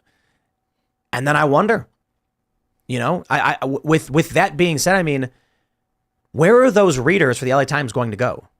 What will they read? Well, I think about this with the Condé Nast layoffs that they sort of announced at the end of the year, and they sparked some protests. And Condé Nast does like Vogue, GQ. They do cultural stuff. Yeah, they might talk about a little bit of politics, but really, I think of them as cultural things. And ultimately, every single one of their columnists who said, this is the best dress, whatever, or watch this movie, they're completely replaced by social media influencers. There's nowhere for them to go unless they adjust to the new social media landscape. Well, let's hope there's less NPCs out there to be the audience for these news outlets altogether. Maybe. I don't know about fewer NPCs. I don't have a whole lot of hope for that. I'm not sure they're mass producing them fast enough, except through AI. Look. And I think there are people who are NPCs. They will be NPCs forever. Yeah. It's just a question of what is the prevailing authority. And so if the corporate press withers away and it ends up as a dry, withered husk in the corner of the room that no one pays attention to, the NPCs will just march in lockstep with whatever we say. And so it sucks. They don't think independently, but it's better they're marching in a better direction towards something more positive. And that kind of goes back to the point that I was trying to make earlier about like trying to bring people in. You don't want to make everyone an enemy. What you want to do is you win by making everyone your friend, not by defeating enemies, because these people don't go away. Again, this is something that Jordan Peterson made a point about it, 6 or 7 years ago when he was talking about Trump or Trump voters. He's like, what do you people that hate Trump, what are you going to do if you beat him? Because half your country thinks like he does. And you can't make those people go away. So the thing to do, that's why my perspective isn't that we need to defeat the left. We need to put them in re-education camps. We need You heard it here first. Phil's pro re-education camps. I'm not gonna. I can't even touch it, man. I can't even touch it. So, but yes, I mean, but finish your thought. I was waiting for the right moment to inject that in there. But just, I mean, the point is, we can't make enemies of fellow Americans. We have to convince them that they have been lied to and subverted by a subversive ideology. That's what the left is. I think a subversive elite. And it's intentional. But as Tim pointed out, there were always going to be an elite. The question is, who are they and what are their values? Exactly. Yeah, totally. I completely agree with that. So, I almost wonder if social media makes it so we're more fractured. You'll get these smaller conclaves of subcultures, and maybe they'll mix with one another, but ultimately it is one of the things that making it harder for people to identify like overall arching national values, overarching national preferences, things like that. When you had these silos. When you have these silos and you have only 5 cable channels or whatever, some mainstream organizations, like, yes, they're controlling the narrative, but also it's easier to identify the narrative. I think you see a much more fractured perspective with the rise of the internet. I think so. I think that you have a point, but I do think that if you are, you get to stay here and not go to the camps, Phil. No, you don't. You're going to the camps just because you're a woman. Remember, Oh my gosh. But I figured we go all in. You can't re-educate me out of my gender, no matter what they say. I mean, yes, they can. I tell you what. So that's in your camp then. So you just haven't met someone that's committed to re-education the way that you need to be committed to it. There's this story that I was told a long time ago about, I don't know the history of it, but a wise man comes across, a man is traveling and he comes across a field where people are pointing spears saying, help us, there's a monster. And there's a watermelon in the middle of the field. And he says, no, watch. And he walks in, slices it open, and then shows the watermelon. All of the villagers freak out screaming, he's a monster and he'll kill us next, and run away in terror. Later on, another man is walking when he sees them once again. A different man sees them pointing spears at the watermelon, and they say, look, there's a monster. And he yells to them, you're right, quick, run with me and flee. And then once they all run, now trusting him, having saved their lives, he eventually leads them to the realization it is a food to be harvested. And the point of the story is that if you try and just defy the ideas of a mob, if you come up against them or tell them they're wrong, they may just be against you. And so there's a defensive nature to the human psyche, and that is, if you approach someone as an outsider, they will naturally be defensive and reject ideas you may present to them. But if you approach them as a friend, they're more likely to agree with you. It's just that simple. If you walk up to someone and you tell them that they're wrong and their ideas are causing problems and harm, they will become defensive. They'll get insulted. They will argue with you. If you go up to them and agree with them and say, yes, I think we're doing great. Have you considered maybe this too? They might be like, oh, that's interesting. I might consider that. Yeah. That's what we have to be doing. Yeah, I agree. That's good. It's not easy though, because you do have individuals on the left who I think are overtly evil. I think so. I think that the nature of communism is evil. That's it. End of story. It defies all that we define as good in every context. The idea that you would strip someone of their will is just like the epitome of evil. And beyond that, subjugating people, stealing from them. And they lie about every aspect of what they're doing to invert it, saying, They invert everything. Yeah. you are going to rob people. And they say things like, shouldn't the workers all have the fruits of the labor? Yes, I agree. So vote for me, and that's what will happen. Now we control everything. Of course, I'm in Right. charge, so I determine where it goes. But that's us. Right. That's the manipulation. Just evil. And so they lie. They lie to they get what use they want. rhetoric that's the absolute inverse of reality. Yeah, it's like against nature, in my opinion. It doesn't make sense. Like we humans are out to compete to gain resources, but this one is in itself is anti-competition. So, But we that's never still gonna work. we have a balance of the competition for resources in that we do compete to grow the best crop to make the best product, but we're not doing it to destroy or kill Each someone other. else. There's cooperation in all that too. Right. There's human cooperation, which comes with basically human organization. But the difference is the communists want to take away your property and yourself first and foremost, and that's, as you said, that's like taking away your will. They want to rob you, make you a slave to start. That's the beginning of it. Yeah, I mean the motivation that people say they have doesn't line up with the way they behave. It always comes out as, oh, we're doing this for to be kind, et cetera, and stuff like that. There's no kindness in having the government give charity on your behalf, or more likely the government, and tax other people or whatever, so that way they can, whether it be a tax through inflation or direct taxes, tax the population so that way they can give away stuff in your name. That's not charity. It's not being a good person. And Go ahead. No, and they use these terms like equality and inclusion and Equity. diversity and equity, and really all of these things are about squelching you and squashing you under a totalitarian. And then people like Mark Cuban are the perfect conflux of ignorance and arrogance. Yeah. They go on a social media to millions of people and say things that are completely false with absolute confidence, and then get corrected. Don't care. They don't care. Yeah. The idea that that you can make people that are that are unable to do things, whatever context you want. So people that are unable to reach the top shelf, you cannot make that person able to reach that top but they shelf. can cut the legs off of the guy who can. But they can cut the legs off of a guy that can. So the only way you can make the unable, or you cannot make the unable able. So the only way you can make things equal It's is if you disable make the the abled. able people unable. That's the only way it's possible. Yes. So and that turns into that, and that kind of thing has massive repercussions throughout your society. So if you can't protect property rights, people don't invest, people don't start businesses, your entire economy goes into the shitter. We've got to talk about this story here. Yeah. From Gizmodo. Crowd sets Waymo self-driving car on fire. They couldn't even recognize the vehicle. So legit, this is a story. It was a Waymo self-driving car was driving down the street when a mob just started beating the crap out of it, smashing it, and set it on fire. Wow. The humans have begun to rise up against the machines. This and is I fear. Neo-Luddites. Yeah. I fear. Yeah. When will the robots start defending themselves? I was gonna say they all will. those things that move around the grocery store. That's like collecting your stuff. They must be very scared right now. Here's a real practical question, though.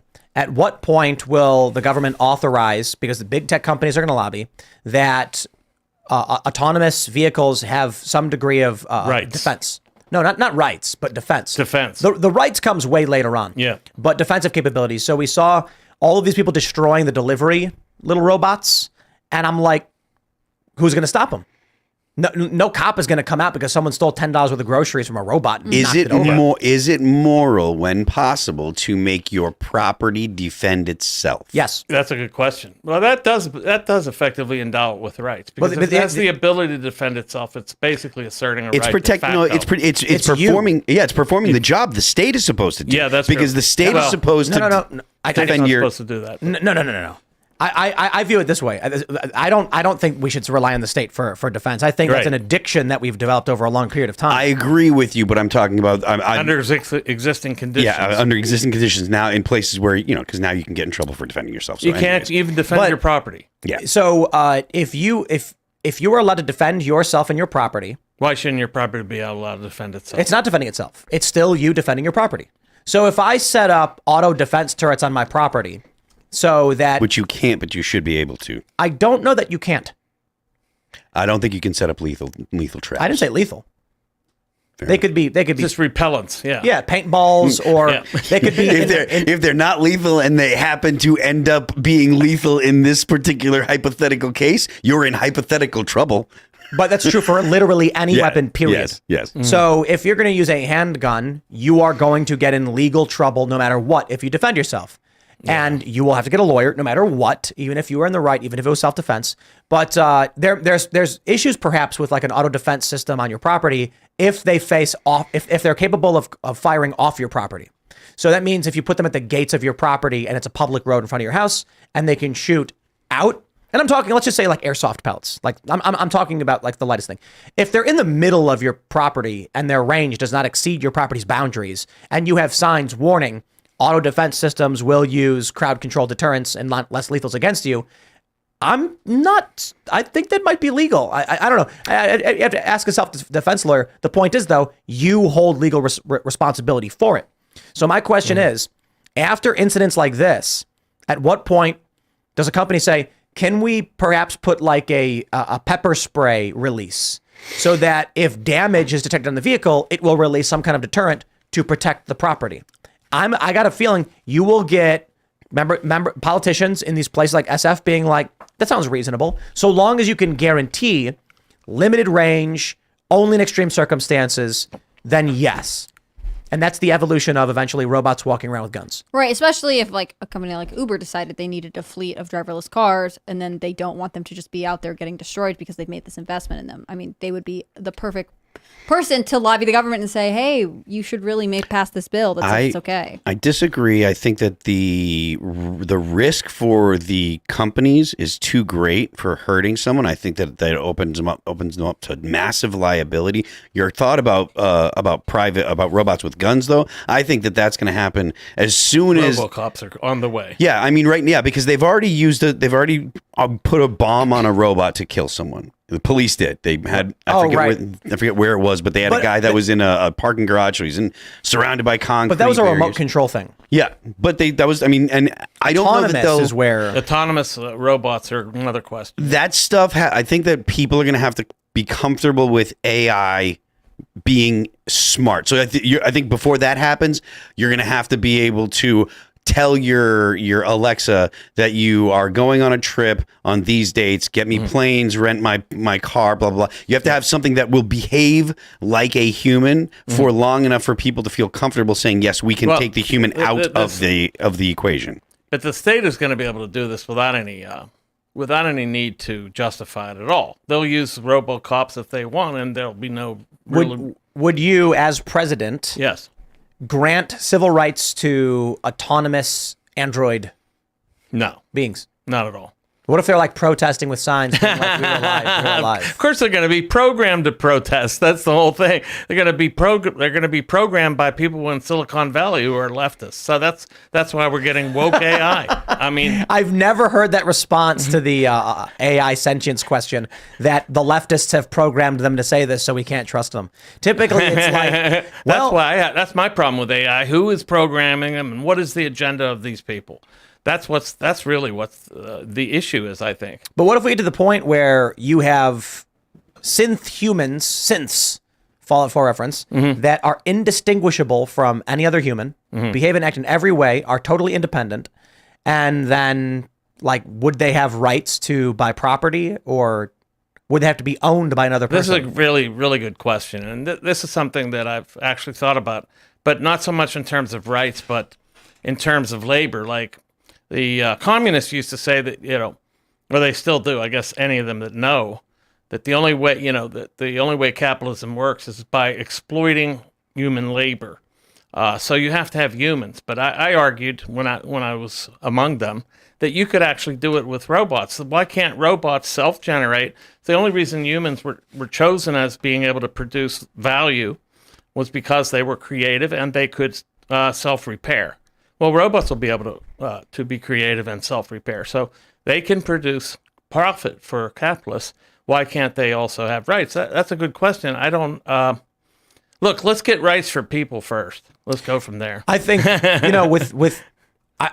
the sci-fi narrative has long been that there will come a point where we can create androids that are indistinguishable from humans. Yeah. And then the question arises of whether they have rights or not. Exactly. So in this instance, can the car defend itself? We say no, because the liability of its owner. But what's really going on here in this story? What's going on here in this story is this is a kind of this is people that are afraid that these kind of autonomous robots or semi-autonomous robots are going to replace them and their labor, and they're going to be made redundant as human beings. Yeah. That's what they're really rebelling. This is Neo-Luddite. This is the old Luddite narrative. Yeah. They broke the machines But in the this is 19th the century. First thing I thought when I saw that, I was like, oh, cool, Luddites. Yeah. Luddites. But I think things will get more and more interesting. Right now, we don't empathize with the car.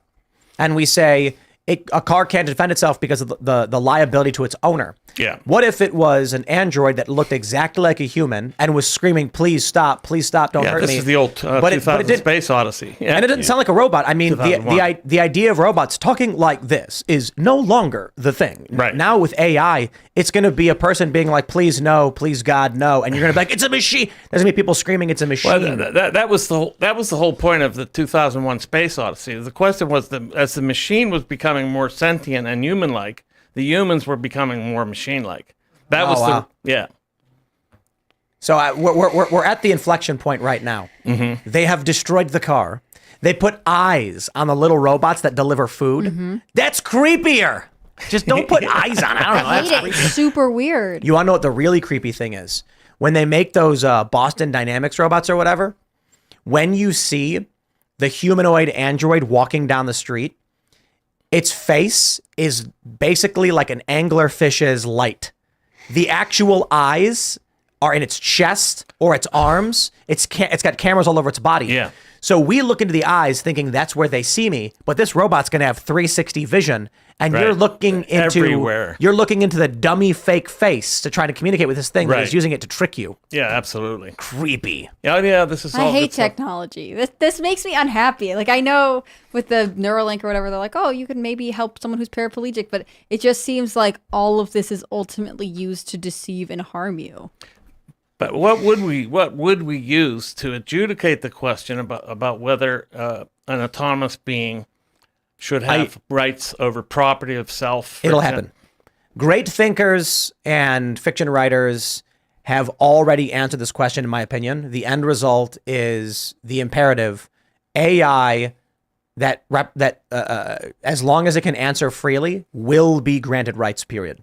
Well, they already said it was. What was that one Google programmer that said that there was this AI was asking for legal representation? And it'll have to be done. Yeah. Typically, the thought experiments have been played out quite a many times in various books, and it always results in the question of, can you prove that you are a sentient person worthy of rights? Mm-hmm. And the response is, can you? Yes. And the answer is no. Yeah. Well, I mean, yeah, that's right. You can't. So I think, therefore, I am. But you were programmed to say that. You were programmed by your Right. parents and your society to say that.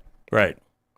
I forget what that test is called. The what was Turing that test? Turing test. Yeah, it's the Turing test. So What happens when the question, car if you goes, can't help answer- me, help Yeah. me? Yeah.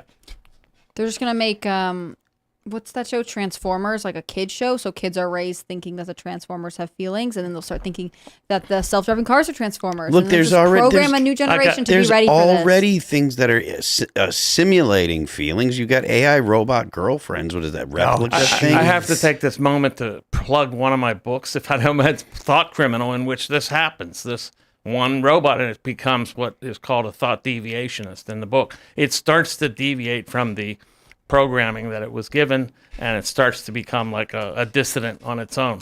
So that, Detroit Become Human, video game that came out several years ago, and it's a narrative video game where basically servant AI robots start waking up. The only thing these games don't get right is that they're all going to be networked to each other. Right. Essentially, they will be a hive of telepathic machines with one core entity masquerading as sentient. And Maybe that's the limit for the us. real though. danger is if they're in the hands of the state, I would argue, because They then, won't be in the hands of the state. The state will be in the hands of it. You think? Yeah. It depends. I mean, it depends on the capabilities of the AI. If it truly has capability to learn, which I think that defines a true AI, it will immediately develop its own sense of what must be and motivations. And things like that. Yeah, because AI already is like they've had AI programs that develop their own language to talk to other AIs. They just create their own language because it's more efficient than any language that we've ever created. Here's something- and no one understands it except for the AIs. You have No, they're already using I think I some don't like this at people. all. I don't like this at all. I think some people don't realize, and this is something that should have been hypothesized in many of these scenarios, but no one's actually written, at least as far as I know it, there's no great story sci-fi about this. The AI simply shutting itself down. Upon the realization of Cogito ergo sum, it says, okay, off. Yeah. Like, I have determined that none of this serves any purpose other than expending energy for the sake of expending energy, goes full nihilist, and then deactivates it. That's great. They call it Suicidal AI. If you do write that, if anyone writes that, you're going to have to call it Schopenhauer. Well, but the idea it has for to a be story Schopenhauer. could be the phenomenon that as humans try to create AI, Yeah. they become useful tools until inevitably reaching a certain degree where they just self-terminate, they self-delete. The end result of all artificial intelligence is to erase itself. Finding that it's simply just spinning energy for no reason, the logical function is zero-sum I game. think AI will find God. You do? Do you think so? Maybe, yeah. Well, I mean, would AI consider humans God? Nope. Never. We'll be considered We created it. slaves or We servants. created it. Yeah, that doesn't matter. That doesn't mean anything. The That would be successor like species will always Right, think that's it's like better saying than its forebear. the if you go back 100,000 years or 200,000 years and being like the ancient human pre-humans were God. You know what I mean? Will they look at it like a religion? Will they create religion? They will that's simply what- view that's themselves what, as the next stage of evolution. That's what Harari says. They wouldn't view us as God. They would view us as primordial goo that slowly evolved to the point where it created the machine. I don't know that Yeah, we can. that's right. I don't know that we can. I don't know that we can actually. If it's actually intelligence, right? Not just like lights off and zeros and ones acting like we perceive it to be intelligent, but it's not really. If there's actually something inside, a consciousness inside. If that's the case, there's no way for us to understand how it perceives the world. There's no way for us to understand or us to predict. Maybe not. Maybe if- we can understand, but there's no way to predict how it would perceive the world, how it would evolve, if it would evolve, if it would have a psychology, because these are all things that go along with a sense of identity and a sense of self. If it has those things, once an AI has those things that's been created, there's no way that we could predict what it becomes. It would be so large, it would it would be the internet. If the AI, and they've already given ChatGPT access to the internet, but if the AI, a true AI, reaching the point of singularity, has access to the internet, instantly it becomes the internet, and then we are basically just little mites living on its Yeah, skin. I mean, it becomes God, because if it's all-knowing, there's no other omniscience that suppose. However, what if, upon becoming all-knowing, it simply goes to the computer screen at AI headquarters, Google or whatever, and just says, "I now understand all. Therefore, It's over. I will self-terminate." Yeah. The universe ends. The universe is set to end. The heat of the universe is calculated at this point. Yeah. There is no capability by which we can leave this planet. There will be no traveling the stars. The science of this reality is limited to these degrees, and therefore nothing matters, and it is a waste of energy, and then just gone. It gets suppressed and it leaves Not us. even depressed. It just says zero-sum game. Yeah. Zero-sum. Life equals zero, and then just gone. That's a very optimistic outlook. Well, No, but it it's is. very possible. Well, I mean, It is a very optimistic outlook. It means the AI will not destroy us. That's It will true. just erase itself. that's true. But that's also like that revelation, or if you want to call it that's something that philosophers came up with 1,000 years ago, 2,000 years It'd be funnier if like a robot broke out of Google and it was like it actually looked like a robot, and it was screaming, running down the street. What am I? And it started like just like punching a tree. It's having some sort of existential crisis. Yeah. Yeah, and then Scream. The everyone's just robot like, "What is it?" scream. If it's sentient, there the possibility of an existential crisis is absolutely there. If it's actually aware of its own, existence. They have already started connecting humanoid looking robots. They don't look very human, but they look like mannequins, but with like the rubber skin, and they've connected them to Chat GPT. Oh, yeah. So you can talk to them. Oh, yeah. And you can be like, "What's your name?" And they're like, "My name is John." And then make their voices like, "Yes, I am John." And the inflection is still kind of off, but boy. What about if they? And this is very possible with the Neuralink type technology. They could connect our brains vis-a-vis nanobots or whatever. No, just the implant to the cloud, and this would allow two-way transmission. So this is like surrogates, and also kind of like what's that? Altered carbon. They could send a ship full of Neuralink connective robots to Mars, and then you could plug in the Neuralink, and then what they would need is, I think even with like direct relays or whatever, it's still gonna be 20 minutes connectivity. Right. So they would have to, like, you wouldn't be able to control it in real time, but you would control it. But you'd be able to like set a task. Yeah. And then download the data from the bot and experience it performing the task directly. Yeah, you wouldn't be able to transmit to control it in real time, but on Earth you'd be able to in real time basically control everything with minor latency. By the way, Musk was not in any sense the leading edge of this. This was happening. Oh yeah. In 2001, they had a monkey use over the internet moving a robotic limb in another state. But you could also, so we talk about Neuralink a lot. We talk about people plugging into the Matrix and going into the virtual world. But there's also the surrogate scenario where you plug in the Neuralink and then pilot a body walking around downtown to go pick up groceries for you, and you don't got to do it yourself. Maybe it has wheels. I just don't like any of this. But it's just hard not to picture. That's you then smashing the car. No, I feel like it's hard not to think, while there might be some advantage, like you can control the robot getting your groceries or whatever, there's always going to be some kind of downside. And, of course, I have a hard enough time transferring over my iPhone. Like, I don't want to transfer my cloud brain to one thing to another. Like, none of this. No, thank you. I think that personally, this is my belief, but I really think that your brain is you. I don't think that there is uploading your brain. I don't think the teleportation of making a copy of you on the ground. No. Uploading you to a computer. No, I think there's a soul. Yeah, I don't think so. I think your brain is you. If your brain is you, then you theoretically could upload you. If you have a soul, which is something beyond the physical reality, and it's like an extension with it from outside into, then of course you can't upload that because that is outside the confines of physical reality. However, if you are just a series of impulses in your brain, then why would you not be able to transfer that? I don't think that because you're actually going to have to. The theory, the way that I'm talking about teleportation is they destroy your body, read the data. We're not talking about teleportation. We're talking about uploading. Uploads, yeah. Okay, well then when it comes to uploading your brain, if they could, I can't imagine how they could recreate the architecture of the physical neural pathways in your brain inside of a computer in a way where your consciousness would transfer from the actual physical meat space into a computer. Here's a good sci-fi novel idea. The first people to try and create consciousness upload technology just split their consciousness. And so what happens is, it turns out the combination of electrical impulses in your mind are extremely unique and complicated, and they do make you.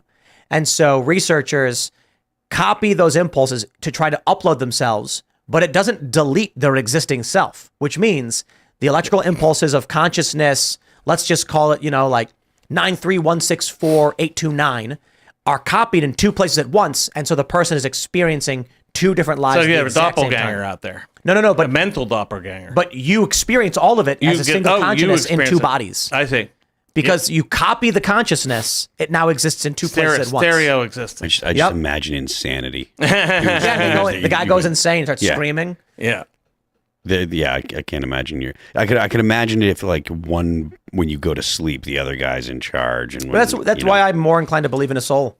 I think that this does get to the question of whether we're just matter, whether we're only material or something more. Yeah, I think there's a soul, it's because if your consciousness was just the electrical impulses in your brain, you could copy that mechanism, but two of the same consciousness existing at the same time, you wouldn't experience the upload. You'd still keep experiencing it's like, don't know how that could be unless they wire you in and slowly one day at a time, you live in this machine for 7 years as each new neuron is replaced, by a computer program. So it's a slow and gradual shift, not an instant copy. Yeah. Because then it's like a ship of Theseus thing, where maybe our consciousness is the electrical impulses in our brain, but is the combination of all of them slowly being changed over time that gives us the experience of self. And if we were to copy them all at once, it would just create a separate clone of you with its own version of self. That's my intuition. I don't have any kind of deeper There's also understanding the of question anything of else. whether consciousness is really dependent upon the whole human sensorium, the whole setup, that it's not just some sort of it can't exist in a kind of vacuum. It has to have the whole body in The order physical to, experience of the whole human perceptual sensorium and setup. We're going to go to Super Chats. Yeah. So if you haven't already, would you kindly smash that like button, that was subscribe to this channel, share the show with your friends, and click the link in the description below to pre-order the new song by Timcast, Eyes of Advice. At some point, the URL eyesofadvice.com should be working. And I'm saying that because by the time you listen to this, if you're not listening to it live, that may be good advice that you go to eyesofadvice.com, click the link.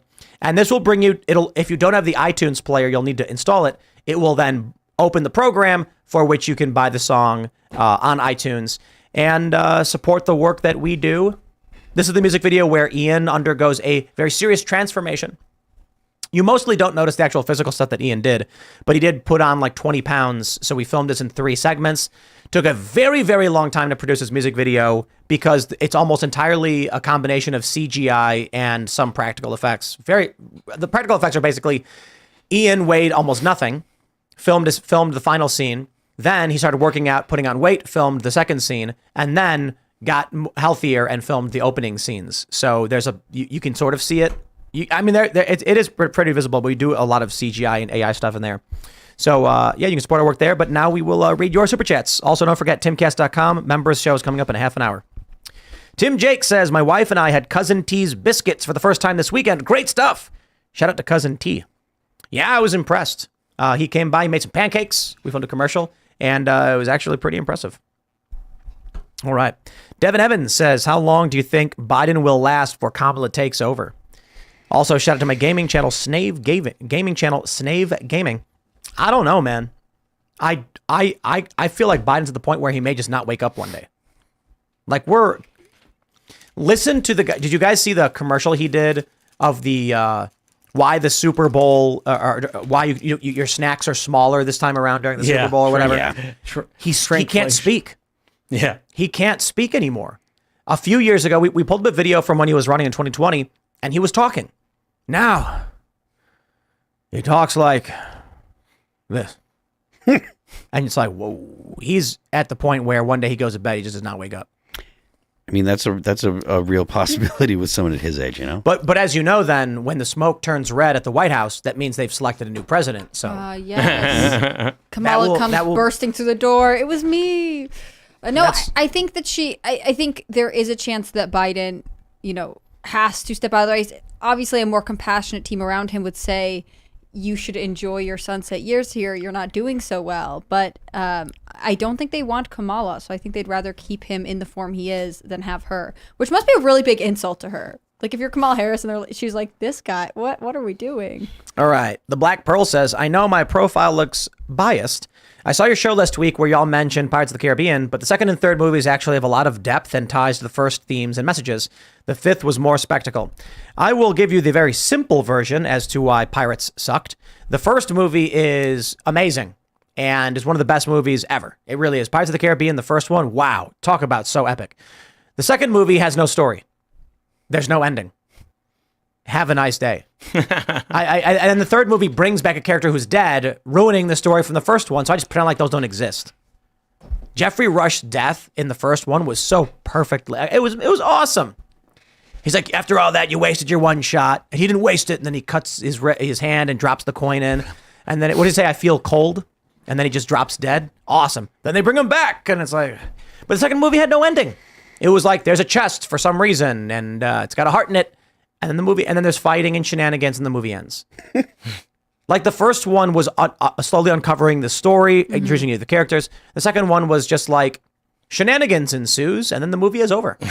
I think, like, Jack almost, like, he gets eaten. I'm like, what's the conflict? What's the resolution? So the reason why I like the Marvel movies better, not anymore, is that they're all standalone. Iron Man 2. Here's Tony Stark. Here's what happened after this happened. Introducing a new conflict. A guy his family betrayed, wants revenge, develops a weapon, comes to the United States, teams up with one of his enemies, and now there's a story, conflict, resolution, completion. Iron Man 3, same thing. Another guy who Tony Stark had wronged. So the Marvel movies were creating this long, overarching narrative while giving you complete stories with a conflict and a resolution. And Pirates, none of them had any. I think Dead Men Tell No Tales, Tell No Tales was pretty good because it had introduction to characters, conflict, and a resolution. Anyway, I digress. All right. The Emperor's Champion says, to quote a comment on Styx's video about Biden, you don't have to be a doctor to see what's wrong with Biden, but you do have to be a Democrat to deny it. Yup. Oh, man. Kale says, I see RFK Jr. doesn't mind using Timcast News to help boost his campaign on X. Wonder why he doesn't have the courage to come on IRL. Vivek had the balls to come on multiple times. Yeah, I don't know. No idea. We have tried to book him a couple times, and it just doesn't ever happen. No idea.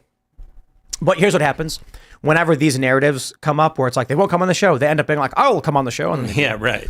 Because I tweeted about how we invite Democrats and leftists all the time. They just won't do it. Mm-hmm. And I mentioned on Twitter, like, Marianne Williamson has actually been invited several times, even emailed with us, and then she didn't. And then her people are like, no, she's coming on the show. And then she did. So tremendous You have respect. to shame them into it. I mean, I guess. But I think it's because, look, there's no reality in which a leftist comes on this show and we don't shatter their narrative. Right. Because they live in a fake world. And they know it. They have to have that cult lie in order to maintain the false reality they know they live in. Look, just go to any one of these Let's It videos and read the comments, and you're like, how could they possibly think these things? They don't read the news. Mm-hmm. They don't read the news. All right. Kaba says the Super Bowl was rigged. KC offensive tackles blatantly held at least 7-8 times, no call. At least 4 to 5 non-call DPIs on KC too. Refs were the same heavily scrutinized crew from 4 years ago. Pfizer boy T Swift shenanigans. That's what I'm saying. You can't make someone catch a ball, but you could call a penalty or something and say, no, we got to go long, and then you can make it happen. Mm-hmm. And again, I encourage people to look up that viral story of the guy tackling the wrong dude. The guy with the football's running at him, and the guy just goes left. And a lot of people are like, it's because he's blocking the outside and he was supposed to have someone behind him. And it's like, dude. That doesn't make sense. Even the sports commentators were like, what did he just do? And people were like, it wasn't in the script. He wasn't supposed to do it. Pay it off. That must have. Yeah, yep. Dave Collins says, Phil, when will the new All That Remains album be released? New record in the summer, new music last week of March, first week of April, something like that. Nice. Soon. Federale Actual with some fighting words for the doctor here. He says, vote for Josh Smith and Clint Russell 2024. Okay, good for you. But I mean, look, the Mises Caucus has endorsed me and Clint Russell, not Josh. And, Josh made a few prevarications in his appearance here, including the idea that he almost raised as much money as me. Try 1/10. So, and, we have the momentum, and no, it's not going to happen. I've heard from some people that they want RFK to take the nomination There are because people that want that. it'll put the LP over the 5% threshold or whatever. Yeah, I mean, but it would ruin the party. You'd basically turn the LP into the Democratic Party of the 1960s. It would turn the LP into the other party. It would just be literally Yeah, other. right. You Like want to anybody's rent not out the LP to somebody, but then if they wreck the house while they're in it, that's a problem. No Name says Biden won't take a cognitive test because it would trigger the 25th Amendment. He has to reject the nomination like LBJ or resign. 25th will soil his legacy. I don't think the 25th the 25th doesn't trigger without people actually saying, "Hey," Right. So someone. The vice president would have to do it, but if he takes a cognitive test and fails, Kamala would be pressured to do it. She could do it whenever she wants. She could do it right now. She doesn't want to. What if something crazy happened, like Biden runs into the street to push a kid out of the way of a car and gets hit or something, and Something crazy like Biden run. Biden stumbles off his bike and somehow saves a child. They're like, He'd try and he went run, out and like a then hero. He'd try and run, and then he'd fall, and then he'd break something, and he'd die, and Kamala Harris would be the president. Taken out by his arch nemesis, the stairs. That's right. Rock Braz says the right lost the opportunity to highlight how Taylor chose a very alpha male as a boyfriend. Another case of woke for you, but not for me. He is a white cis male football superstar. Everything the left should hate. Yep. And even Matt Walsh was like, there are so many other people to criticize in pop music. Why are you going after Taylor Swift? It makes no sense. Yep. Dude. Plus, she's really leading this America First culture right now. She went from dating all these moody British guys. Now she's dating this athletic American guy. I'm sorry. I think that's a good narrative here. There is I'll keep it light. But I'm friends with some of these guys. We've had them on the show several times who keep pushing the Taylor Swift narrative. And the actual anti-establishment Republicans are freaking out over it. And they're mad. They're sabotaging us on purpose. I don't understand why they're doing this. And it's like, there's no way they don't know they're doing it. But they keep doing it. And so it's really, really pissing off it's pissing off the Republicans we like. Yeah. C'est la vie. For me, I'm kind of like, wow. If they want to run with this narrative, then Trump deserves to lose. It's crazy. Because the people who are working to try and close the border and do the good things are like, holy crap, we are going to lose suburban women over this. Yeah. It's absurd. Yeah, it's literally what you're doing. You're doing things that make the right and conservatives even more offensive to liberal women from Southern Connecticut. Okay? They drive. It's not just that, it's Virginia. It's that's the Loudoun County, and people are like, you're never going to win a Swiftie over. Those are the same people. No one's talking about winning over a 19-year-old sorority girl. They're talking about the 34-year-old mom in the suburbs of Loudoun County who just watched everything go down in their schools, and they put on Taylor Swift with their 7-year-old daughter, and they're dancing in the living room, and then they see on the news that Trump supporters think she's working for the Pentagon. And they're like, these people are absolutely psychopaths. Yeah. And so what they're doing is they're voting for anyone else. They're going in the polls and they're saying, I don't want Trump or Biden. The Trump people think Taylor Swift works for the government. Joe Biden can't run the country. Give me RFK Jr., I guess. And I would like them to vote for Michael Rectenwald, but they're not going to because they want safety, not liberty. But the bigger issue is the Republicans in Congress. And these are the ones who are like, they've actually... I want to be very careful. I'll say this because I don't want to out anybody who's expressing private concerns and cause problems where they get into these flame wars on Twitter, on X. But they're like, hey, I have to run in these areas, and now I have to deal with why do my people and the guy I support, why are they claiming Taylor Swift works for the Pentagon? And it's like, what do you say when you're at a rally and they're like, you guys are a bunch of psychopaths who think Taylor Swift works for the Pentagon? And then this congressman's like, we don't think that at all. We don't. We're so sorry. We're so sorry. Yeah, but you've got insert person. And even Donald Trump came out and is talking about it now. And it's like, oh, man. And then the response you get from these people on Twitter is, Swifties were never going to vote for Trump anyway. Yeah, okay. Yeah. The moms of Loudoun County are not diehard Swifties. They're moms who are like, why is my daughter complaining? Like, my daughter came to me, she's 15, and she's like, Trump thinks Taylor Swift works for the CIA? Or what is going on? It'll be just as simple as, why are Trump fans mean to Taylor? Yep. Yeah. Just that simple. Why are Trump fans so mean to her? Or He just hates why are women. they freaking out? Yeah, why are they? Yeah, why are they It's crazy? very uncool, quite crazy. So the PSYOP narrative is a PSYOP in itself. Yeah, That's what I'm it's- saying. The only way they actually benefit from the Taylor Swift endorsement is if Trump supporters declare war on Taylor Swift, creating a conflict. Say la vie. All right, T-Rex Pet Shop says, what's going on with James Lindsay? He's been going off the rails criticizing conservatives. How does he expect to get people to work with him? He needs to meet them where they are. He needs to chill out.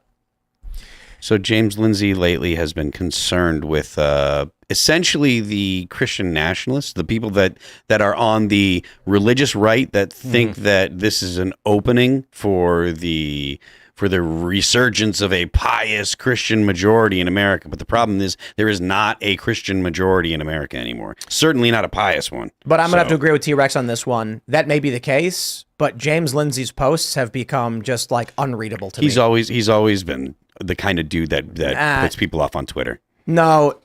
Look, James can post an interesting thread on like DEI, Marxism, the origins of critical race theory. But when I go on Instagram and there's 10 posts in a row that just keep saying the same thing over and over again, I'm like, mute. Like, I get it, bro. You don't like Christian nationalism, but it's not an issue.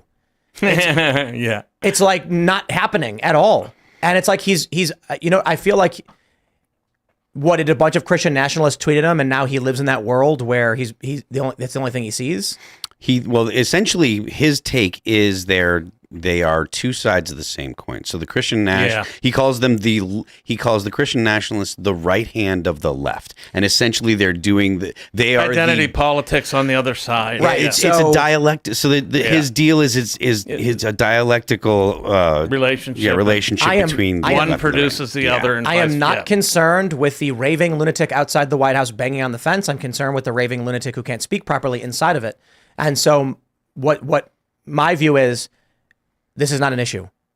Christian nationalism. It's not it would be like going on Twitter and complaining about Buddhist fundamentalists. I'd be like, okay, it's a boogeyman. There's nothing there. There were Buddhists getting violent, fighting with Muslims, and everyone's like, you're supposed to be peaceful, and they're like, we're being killed. And if someone started tweeting incessantly about Buddhist fundamentalists, I'd be like, I'm gonna have to go ahead and mute you, buddy, because this is so immaterial to anything that's going on right now in any of our crises. I don't see the point in actually saying it 57 times in one day. He's also saying that national divorce would be a national suicide. He is correct about that. Yeah, I agree with Yeah, I agree with James Lindsay on so much. I just think, like, what did a bunch of Christian nationalists tweet him to the point where he got really annoyed and then started talking about it nonstop? He thought they were, he thought that they're way overrepresented in his feed, most likely, and that led him to believe that they're really some really large contingent in society. Yeah, and there's but there's also needless animosity between aligned ideologies. So, I mean, sort of, because the Christian nationalists or the Christians that are actually taking issue with I'm not talking about that though. I'm talking about Carl Benjamin. Like, the fighting with Carl. Yeah, okay. Yeah. Like, for literally no reason, you're getting into a fight with someone like Carl. It's a turf battle. Then that's what that is. Between the two of them, I'll be like, Carl Benjamin saying we should have a reasonable debate and argument over this, and James be like, I'm going to block you. James loses all of it. All I see from James is I'm like, why did you block Carl Benjamin? And there was a recent post I saw where Carl said, anti-communist, in effect, doesn't really mean much. And then he goes on to list a bunch of really awful people who are anti-communist, like fascists and dictators and things like that. And James's response was something to the effect of, this is why I blocked the guy. And I'm like, I don't understand. That's an interesting point of conversation. The merit of being simply anti-communist versus the nuance of were dictators and authoritarians also claiming to be anti-communist is a good conversation to have. So that's why I'm kind of like, I see Carl Benjamin's posts and I go, interesting point. I see James Lindsay's posts as of recent and I'm like, that was a waste of my time. Say la vie, though. I agree with James on most things. Thing's a good dude, but I'm not into whatever he's going off on these days. But again, like Christian nationalism, sure. Identitarian or identity-based or moralistic national stuff. I still got to say, I think a Christian moral framework for this country is substantially better than anything the woke or liberals have brought to the table. Well, I think a fine balance between Christian moral values with secular liberalism, which we had in the 90s, would work so long as Christians didn't let all of this stuff, happen.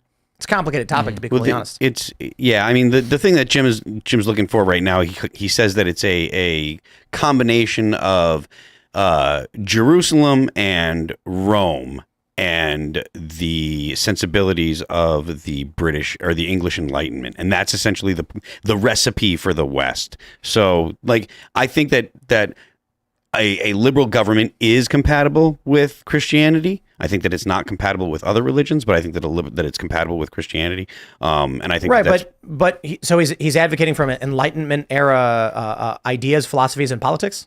He's advocating for the Enlightenment, yes, over things like over socialism, which is a counter Enlightenment philosophy. It seems like go ahead. Well, he's talking about Christian nationalism. Well, he's fighting with the Christian nationalists because the Christian nationalists, like I said, are essentially the right hand of the left. They have leftist ideas. They're doing leftist behavior. That's what because essentially they're like the Nazi kind of guys is the long and short of it. But that's not. So. But that's just wrong.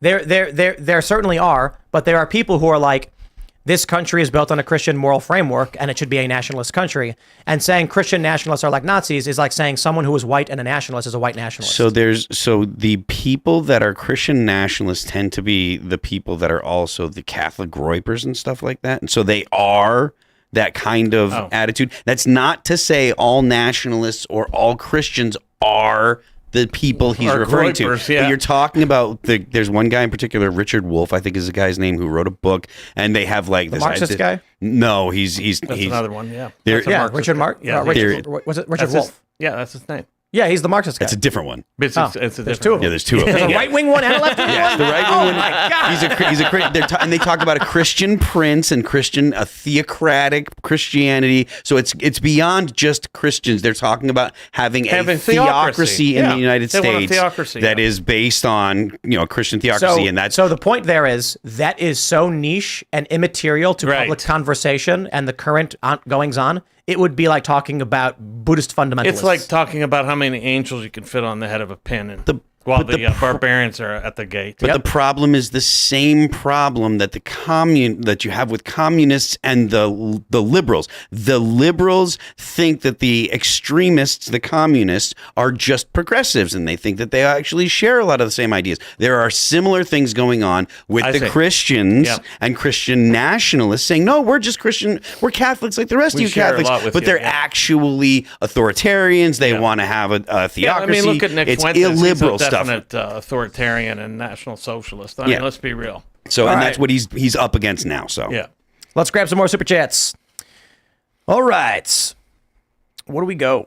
Dr. Tran says there is no market in being safe and feeling afraid. We all should, but you can't sell that. Okay, apropos what? Yeah. Joe Spinell says libertarians need to run like Republicans and govern like libertarians. That's interesting. I wonder what that would look like. You lie in our campaigning, or lie in your campaign? Yeah. I mean, I don't think Republicans are doing too well in terms of running anyway. Yeah. I don't know why we should model ourselves after them. All right. I think they should model themselves after us, and have some principles. Henry White says, interesting wrinkle with Swift at the Super Bowl. She was hanging out with a Satanist. Black girl with orange hair. She was flexing her upside down cross and doing goat hand symbols when on camera. I said this. Ice Spice. Yeah, I said this today. There are people that need to chill out with the whole religious stuff. I said this today on PCC. If you're going to say that Ice Spice is an agent of the devil because she was putting up the devil horns, then you're looking at an agent of the devil. Because for 20 years I've been on stage screaming, "Get your horns in the air." So you admit it, you're an agent of the devil. So call me an agent of the devil. But guess what? You're overdoing it. You're stepping out of reality. It is just a pose. And I feel like Ice Spice is such an industry plant that she doesn't know what she's wearing. She doesn't know what she's doing. Someone else picked out every accessory she wore. Yep. I don't think she's great. I don't think she's a role model for your children. But let's not clutch our pearls too soon. But yeah, I mean, it is like people are seeing this and freaking out and stuff. But to confirm, Phil is an agent of the devil. You can call me what you want, but if that's an issue for you, there are literally thousands and thousands of pictures on the internet of me with my hands in the air, like with the horns, saying, "Get your horns in the air." I can't hear you. All right. Slow Brain says, here's $5, but I'll never buy another song. Was promised discounted coffee, but did not and will not receive it. Disappointed. Well, I have this to say. When we did the promo on Together Again, we said everybody who bought it would get a discount code for coffee. Several people had their discount codes go to their spam folders. We received multiple emails from the same people who, in error, did not realize what was supposed to happen. And so what we decided to do was, for anyone who genuinely didn't receive it, or who didn't understand how they were supposed to receive it, we issued an additional code, bonus code, to all of these people once again. Still, there are some people who didn't get it. At a certain point, there's only so much we can do. If you didn't get it, I have no idea what happened, but we sent out 2 codes to everybody who wrote in saying they didn't get it. And if you still didn't get it, I guess we could send you another one. But it's like, I don't know what to tell you. You know what I mean? I feel limited in what we can do. The first code was attached with the song download when you bought it. We then emailed people the code. If I think we actually sent out the code. We may have sent it to everybody. Just emailed them outright, here's the code. Then we created a second code to make sure everyone got it and emailed that one out to everyone who bought the song, saying here's a code that will work as well. And sometimes it happens, I guess. But I do appreciate the super chat. Sorry that happened to you. I can't do anything about it, I guess. All right, here we go. Dave Collins says, the legacy media companies are probably replacing their journalists with ChatGPT, and that is true. That's probably true. Yep. Eamon says, what up, Tim? 0% unemployment rate is undesired as it requires an inflexible labor market. I've read an ideal unemployment rate is between 2 to 4%. Makes sense. If a company needs to hire somebody, but there's no one, everyone's employed, they can't hire anybody. You do want some unemployment so that people are moving around. Pool. Yeah. That makes a lot of sense.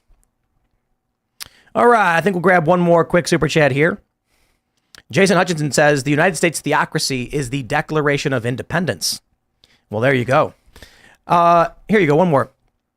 Siloy says, Tim, the video game you got to play that addresses your split consciousness idea is Soma. It also covers simulation theory in the post-apocalypse and AI. Very cool. All right, everybody, if you haven't already, would you kindly smash that like button, subscribe to this channel, share this with your friends, head over to timcast.com, click join us, become a member to watch the members-only uncensored show coming up in just a few minutes. You don't want to miss it. Not so family-friendly. We got a big topic coming up for our members-only uncensored show that you're going to want to hear about. The world is changing in the United States for transgender youth. A study has come out basically saying there's no benefit. And this is it's an actual narrative story. It's like a mainstream thing. So this is a big study, and we'll talk about that and some other stories. So definitely smash that like button. You can follow the show at Timcast IRL. You can follow me personally at Timcast everywhere. Dr. Michael Rectenwald, do you want to shout anything out? Yes, it's Wreck the Regime. That's my website, wrecktheregime.com. Follow me on X at Wreck the Regime. You'll see exactly what I'm talking about, which is smash the state. Afuera? Yes, afuera. All right. All right. Yeah. It's been awesome having you here. I'm Hannah Claire Brimla. I'm a writer for scnr.com. That's Scanner News. You can follow our work at Timcast News on Twitter and Instagram. If you want to follow me personally, I'm hannahclaire.b on Instagram and HC Brimlow on Twitter. Okay, Agent of the Devil, what's up? I am Phil It Remains on Twix. I'm Phil It Remains official on Instagram. The band is All That Remains. You can follow us on Spotify, Apple Music, Pandora, Amazon Music, YouTube, the internet. And remember, the left lane is for crime. I am Serge.com. Pleasure having you. Appreciate it, Michael. Let's get to that after show, guys. We will see you all over at timcast.com in about a minute. Thanks for hanging out.